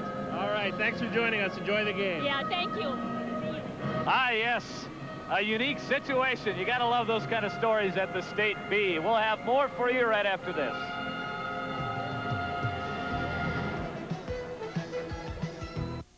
The advantage is yours. More news in the morning with the area's only newscast at sunrise, anchored by Mick Kerr. More local and national news updates on the hour. More news when you want to watch 5, 6, and 10 o'clock with Doug Hamilton, Robin Hubner, and Charlie Johnson. More reporters, more stories, more angles, more sportscasts with sports director Dan Hammer. More weather from the area's only weather team, weather director Rob Thorson and meteorologist Walt Felver. More special news programming with the area's only local live primetime news hour taking calls from viewers. And the only local news program for young people, The Kid Show, hosted by Doug Hamilton. More news, more often. The News 11 Advantage. Why settle for anything less? We're back at the Minot Dome where the State Class B boys basketball tournament is underway, and as far as state tournaments go, this one kind of caps them off. But earlier in the year, the Class B wrestling ranks saw a team from Watford City put together another outstanding season, and for 2 wrestlers on that team, the 89-90 year will be one that they long remember. Here's John Cole. Class B wrestling power Watford City was at it again this winter. They finished second in the state to Napoleon. The Imperials had 98 points, Watford City 96.5. And they also produced 2 state champions. Craig Hovitt at 130. He was a state champ last year at 125. I had to improve on my technique a lot. Last year I just was in pretty decent shape last year, so I could wrestle real hard the whole match and take advantage of other people's mistakes. This year I had to improve on my technique. And I suppose this year I wasn't in as good a shape as I was last year, but my technique improved a lot. Craig's an all-around wrestler. He's good on his feet, good on the mat, strong kid, quick, good balance, just an all-around wrestler. Scott Christensen won the 135-pound title. And yes, he felt the pressure to win a state title in his senior season. Yeah, you always want to work hard in practice because people around you expect so much out of you. Like, there's pressure all around you, and people expect you to do well and stuff. Scott's a physical wrestler. He likes to go after you. He likes to grab you and just go after it. Scott's a good defensive wrestler, very hard to score on, and so sometimes his style, that style keeps him in the match all the time. Craig Holbert and Scott Christensen, two Watford City wrestlers at this wrestling hotbed of a community, will long remember. This is John Cole for the North Dakota NBC Sports Network.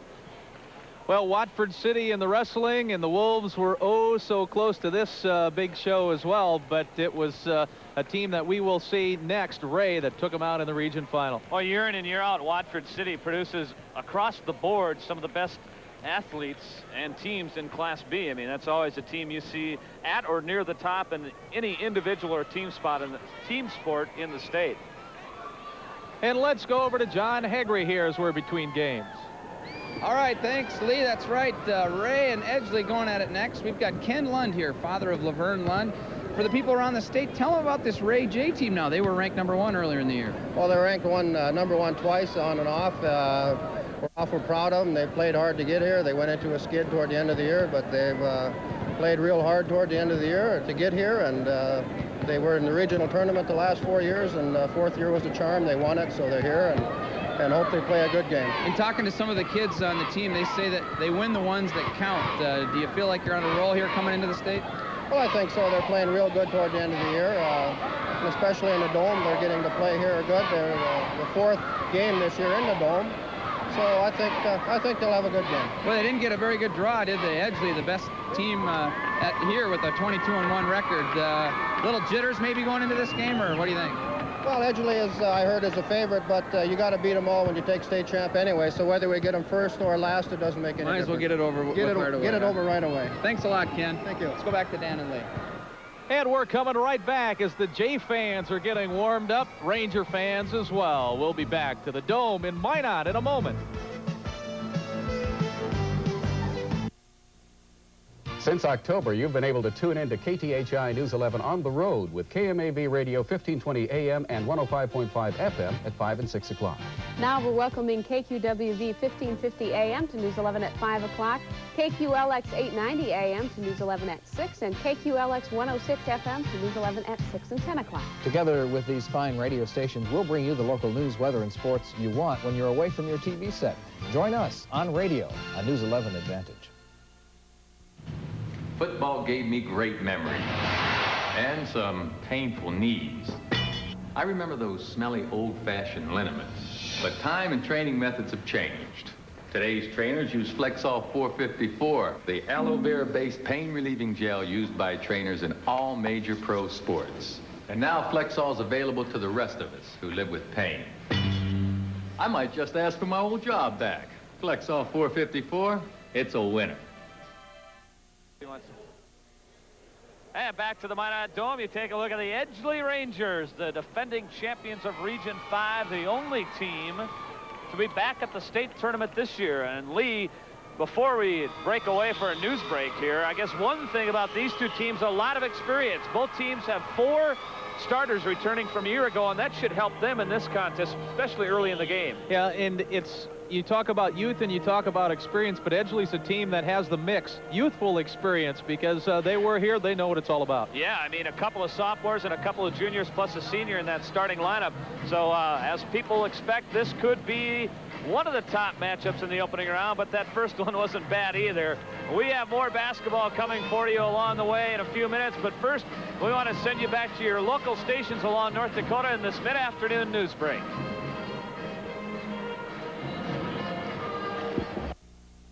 Hi, I'm Trooper Dave Bullock. We all know how quickly weather conditions can change in the Red River Valley. When they do change, you need to know how that change might affect you. That's why the Minnesota State Patrol has developed a direct access line that links KTHI to our district office. It's called the Road and Weather Relay System, and it means that KTHI will have the latest information for you if threatening weather should occur. When you need to know about your weather, tune into the weather team on KTHI News 11.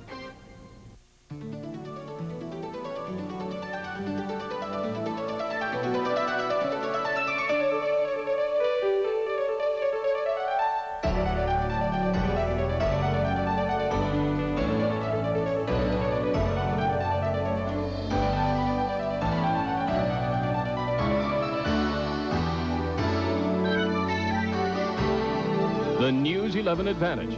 More news, more often. This is a KTHI News 11 update.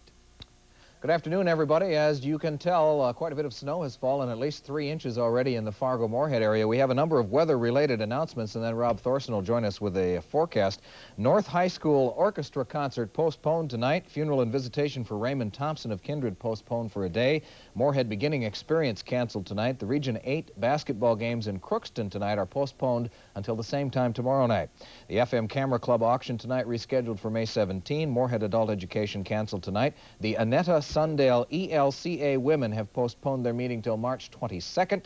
FM Community Theater Prairie Theater Academy afternoon classes canceled. Country Collectibles Ceramics classes in West Fargo canceled tonight. St. John's St. Ansgar Style Show rehearsal postponed till March 17th at 10 a.m. Washington School musical programs today postponed until Friday and Monday at 1:45. The Moorhead Park Board women's volleyball postponed till March 22nd. Youth wrestling canceled. Cambria Ballet Academy classes canceled for today. Red River Valley chapter of vocal canceled for tonight. Fargo Adult Ed classes canceled tonight. Red River dance classes canceled tonight. St. Luke's Big Brother Big Sister and Lamaze classes canceled. Walleye's Unlimited meeting in West Fargo postponed till next Thursday. All evening leagues at Red River Lanes canceled. Services at St. Joseph Church in Moorhead canceled for tonight. FM Ambulance EMT classes canceled tonight. Cass Rural Water annual meeting tonight postponed till March 19th. Moorhead Wrestling Club practice canceled tonight. The night shift at Case IH canceled for tonight, rescheduled for Friday night. MSU Faculty Jazz Recital postponed. Red Lake County Ducks Unlimited postponed until March 22nd. Classes at K-9 Academy postponed till March 22nd. No Moorhead Youth Hockey practice tonight. Grand Forks Air Force Base non-essential storm personnel released from duty at 1 p.m. Storm essential personnel are to report as scheduled. West Fargo VFW banquet tonight canceled. The Lloyd and Marion Olson auction postponed. Fargo Area Sportsman Club meeting tonight postponed until next Thursday. The Barledge Science Center volunteer orientation canceled. And schools and buses at Greenbush let out at 2 o'clock, in case you hadn't heard that. Rob, what are we looking at here? Well, the streets and highways are very slippery across the Red River Valley this afternoon, and we're going to get a few more inches of snow for much of the area. Here's where we expect a lot of the snow to fall, mainly in western Minnesota, with 6 to 12 inches all the way from the southwestern part, all the way through the northwestern part of the Gopher State, and lesser amounts across North Dakota. But we could have 3 to 6 inches in the Fargo-Moorhead Grand Forks area, right in the Red River Valley. A winter storm warning continues for the afternoon and evening hours tonight in the Red River Valley. Here's our forecast for tonight. Snow and blowing snow for this afternoon. Snow and blowing snow. Northwest winds will pick up within the next few hours, 25 to 35 miles per hour. And for tonight, more snow and blowing snow. 4 to 8 inches of total snowfall by tomorrow morning. And tomorrow the winds will be lighter and the snow will taper off. And no travel is advised, so don't go unless it's absolutely necessary. Now we're going back to Minot right after this. Chevy's got the winning spirit, and we're proving it every day on the tracks and on the streets. Right now, nobody is winning like you are. Pick your favorite Chevy and get 6.9% APR financing for 48 months or up to $1,200 cash back. West Dakota, you're winning with spectacular 6.9% financing or cash back with Lumina, Caprice, Beretta, S10 pickups, and more. Get your share of the winning spirit at your West Dakota Chevy dealers. Glaucoma is a potentially blinding disease. Elevated pressure in the eye damages the nerve which we need in order to see. Anyone can get glaucoma, but it becomes more common with age. Most people with glaucoma have no symptoms at all until they've lost most of their side vision. Therefore, regular eye exams are recommended, especially for those over 65. We provide you with quality professional eye care service by board-certified ophthalmologists. We perform laser and minor surgical treatments in office when needed. The Minot State Dome, home of North Dakota Class B basketball for the next 3 days. Hi again, everybody. Dan Hammer along with Lee Timmerman back as we head towards the second opening round game of the day, the Edgeley Rangers against the Ray Jays. Edgeley, of course, is the defending Region 5 champion. They are 22-1 on the year, and Edgeley is located directly south of Jamestown along Highway 281. Ray, the Region 7 champion, has an enrollment of 65, and Ray is located northeast of Williston. Well, you know, Dan, there's something about these state tournaments, especially the B, that creates a lot of excitement. It builds up a lot, or so it seems, especially in the communities of the teams that are here. But down in Edgeley, it's a bit more on the subdued side this year, as we find out in this report from Dave Finger. From a distance, it's hard to tell anything unusual is about to happen in the Lemoore County town of Edgeley. However, a closer examination of Main Street and of some residential side streets tells visitors that something special is about to take place. Well, the high school basketball team is going to the state tournament. We went last year and went in not expecting to do much. At least that was the impression that the rest of the state had. This is our revenge year, I guess you could call it that. Why would you say revenge? Just because of the fact that we weren't given much of a chance last year, and with the exception of one kid, this is the same team going back. And I think they want to go back and prove that last year wasn't necessarily a fluke for them.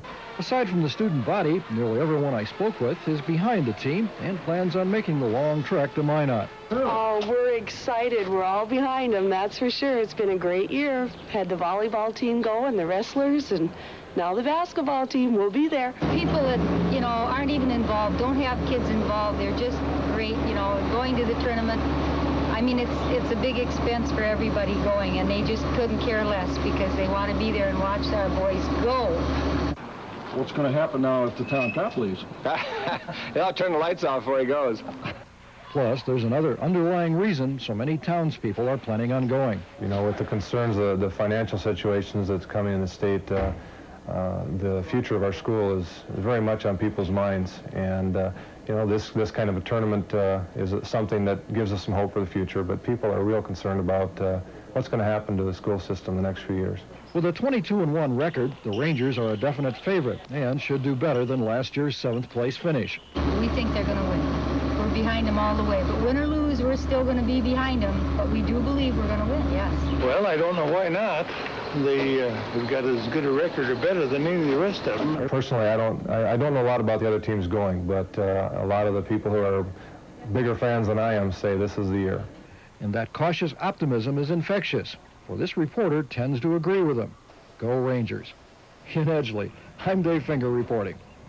Well, it wasn't really nuts down there, but boy, I tell you, the Ranger fans, as you can tell, very, very happy that they are here. And I know a couple other people who are very happy they're here, Rob and John, but a John of a different flavor. All right, thanks, guys.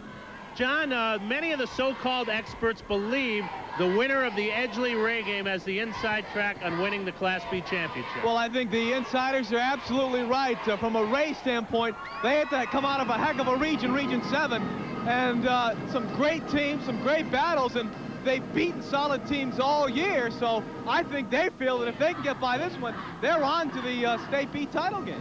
And as was mentioned in the feature, Edgeley not happy about finishing 7th last year. They're glad they're back, and they're vowing to do better. So it's one of those games where we hope goes down to the wire again, and it'll be interesting to see what develops. One of the things that Edgeley hopes develops is their outside shooting. They have good outside shooting from what we hear, you know, and we're going to have to get on Ness, outside shooting from Ness and Lund, and if we can play, you know, good defense, I think we have a pretty good chance. We just have to go out and attack and box out, hustle, and play good defense. Do you think you're peaking at the right time here? Oh, yeah, definitely. Yeah. We were down at the end of the regular season, and now we're winning the ones that count. You might want to keep your eye on these two players early in the game. On your left, forward Eric Buckeye, a junior for Edgeley, who scores at 22 points a game. And on your right, senior center Mike Ness of Ray. He scores 19 points a game and also hauls down 7 rebounds a game. And as we saw last game when we talked about Troy Inger, either one of these guys can make a big difference in the ball game. Yeah, they're both capable of coming out and dominating. In fact, Coach Lund says, as Eric Buckeye goes, so go we. That was especially the case in the first 3 quarters of the season. But then a guy by the name of Alan Anderson, as tournament time came, was one of those guys that was a go-to guy as well. Edgeley and Ray coming up in a couple of minutes. We'll have the tip-off for you and play introductions after this.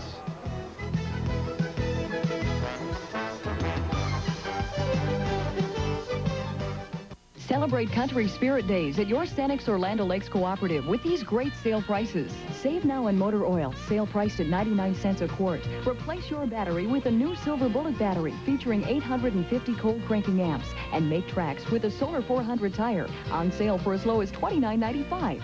Plus, register to win a Case IH tractor, the grand prize drawing in the Country Spirit Day sweepstakes. For great Country Spirit Days values, see your Cenex or Land O'Lakes Cooperative. Recognize that skyline? There's only one place in the world looks like that. Manhattan. Where the air's clean, the living's easy, and the food's great. Every time I'm in Manhattan, I order my personal favorite, the New York Strip. Delicious.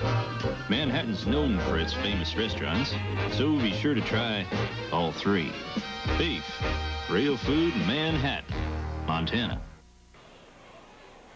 So the Ray Jays and the Edgeley Rangers getting set to do battle in our second game of the day. And at halftime, we'll take a look at how the folks are reacting in the town of Ray. But right now, or just in a little short while, it's going to be meet the team time. Of course, it's a big effort for anyone to get to a Class B. It's so tough to make it through a district and a region. It sure is, and that's why you have to give Edgeley credit for getting back and still with a young team.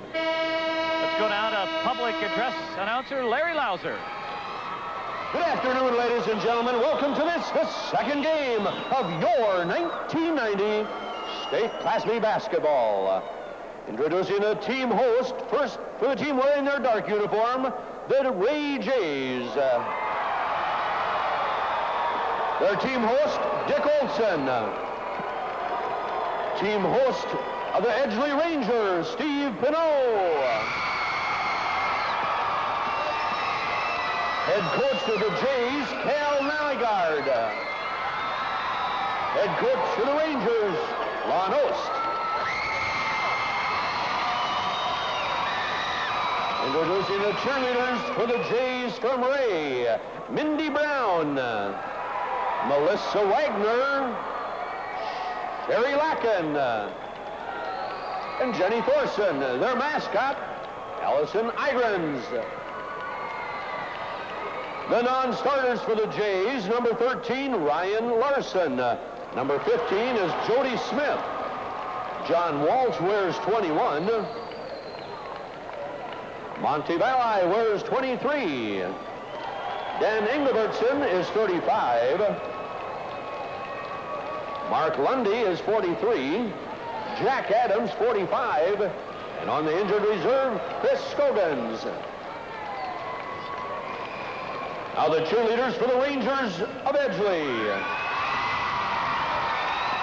Tricia Fisher. Shelley Schmidt. Heidi Kripke. Jenny Wagoness. Lisa Weigel. And their mascot is Lee Keller. The non-starters for the Rangers, number 10, Kirby Peterson.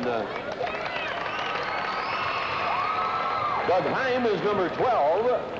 Chad Nelson wears 20. Brian Ham is 30. Grant Mathern is 34. Kent Klima wears 40. And Scott Thompson is number 44. And now the starting lineups. Starting at the guard, he stands 5'10", the junior wearing number 11, Laverne Landa. A Ranger guard, he's 5'11", the junior wearing number 14, Greg Rager. Playing a guard for the Jays, he's 5'9", the senior wearing number 25, David Larson. The Ranger guard, he's 5'10", the junior wearing number 24, Tyler Lamb. Playing a forward for the Jays, he's an even 6 feet tall, the junior wearing number 31, Corey Bowen. A Ranger forward, he also stands an even 6 feet tall, the sophomore wearing number 22, Ryan Huber.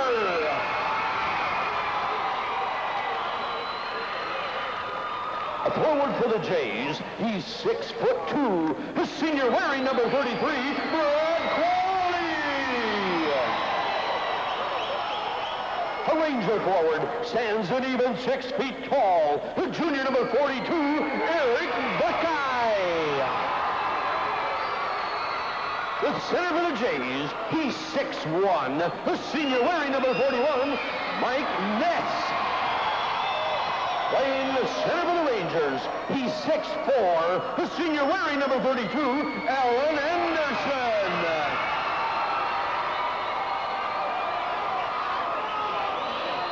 The officials for this game on the floor, John Muckenhern of Oaks, Mike Byer of Bottineau.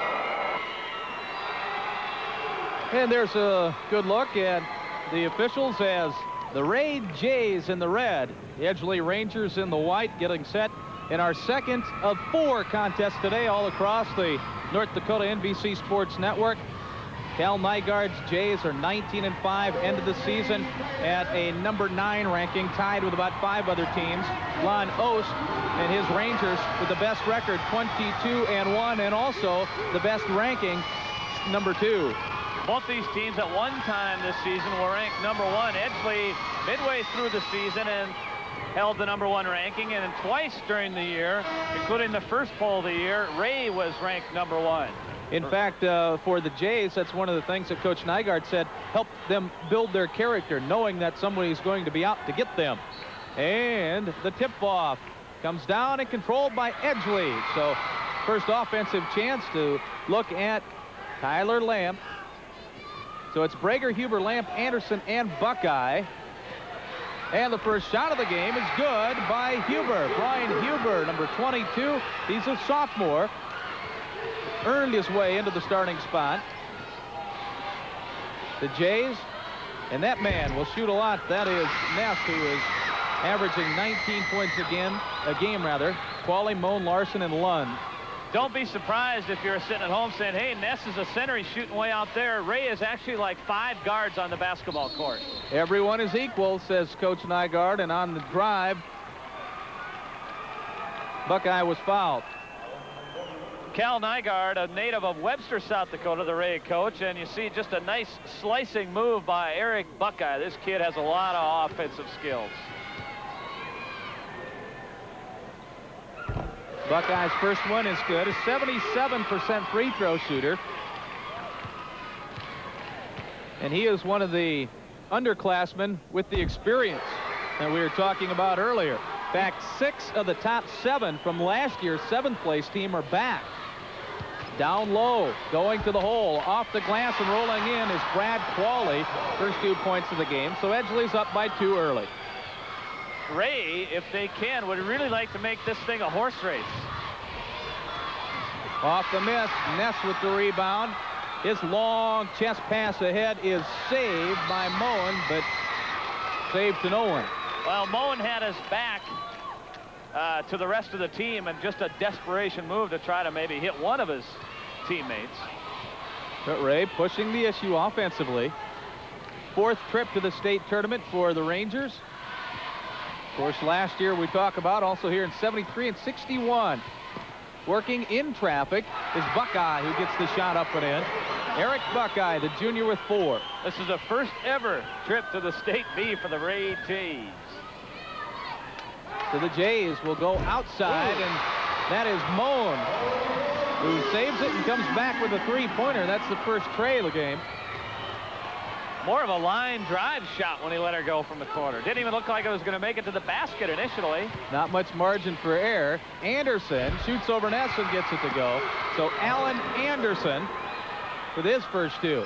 Anderson averages 14 on the year. Moen back in that spot, but he gives it up. Now Moen will go a couple steps in and hit it short.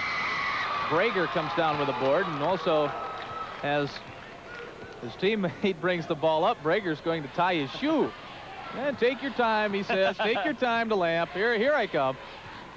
Okay, now we can start the offense. So Buckeye over to Huber, back to Buckeye. That's a 2-pointer. So Eric Buckeye, who leads his team in 3-point shooting, not a team that shoots a lot of 3-pointers, but Buckeye has hit a lot of 2s this year. First shot by Larson. It's off, and there's Edgeley with the board. That's one thing that Ray was concerned with, was Edgley's height, a little bit of an advantage. Eric Buckeye, a very confident-looking basketball player. Ray he may be only a junior, but he has the looks of a senior. So trying to take it all the way is Pauly. No, he'll kick it back out. Off the backboard was the shot by Larson, but Ness with the follow.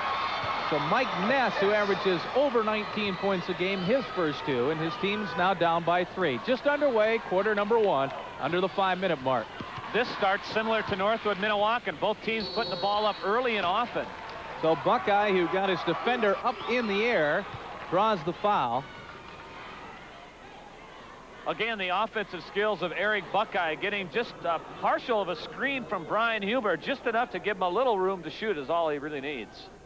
Well, it was both Ness and Lund there, and they gave the foul to Lund. It was a non-shooting foul, so they called it before the shot.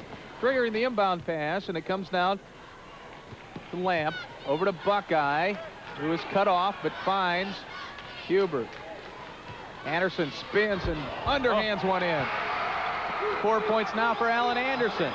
Well, we told you his capability is outside, but there you see he can move fine with the ball for a 6'4" kid. So Ness bounces one down inside to Pauly, who falls down but gets the basket to fall as well.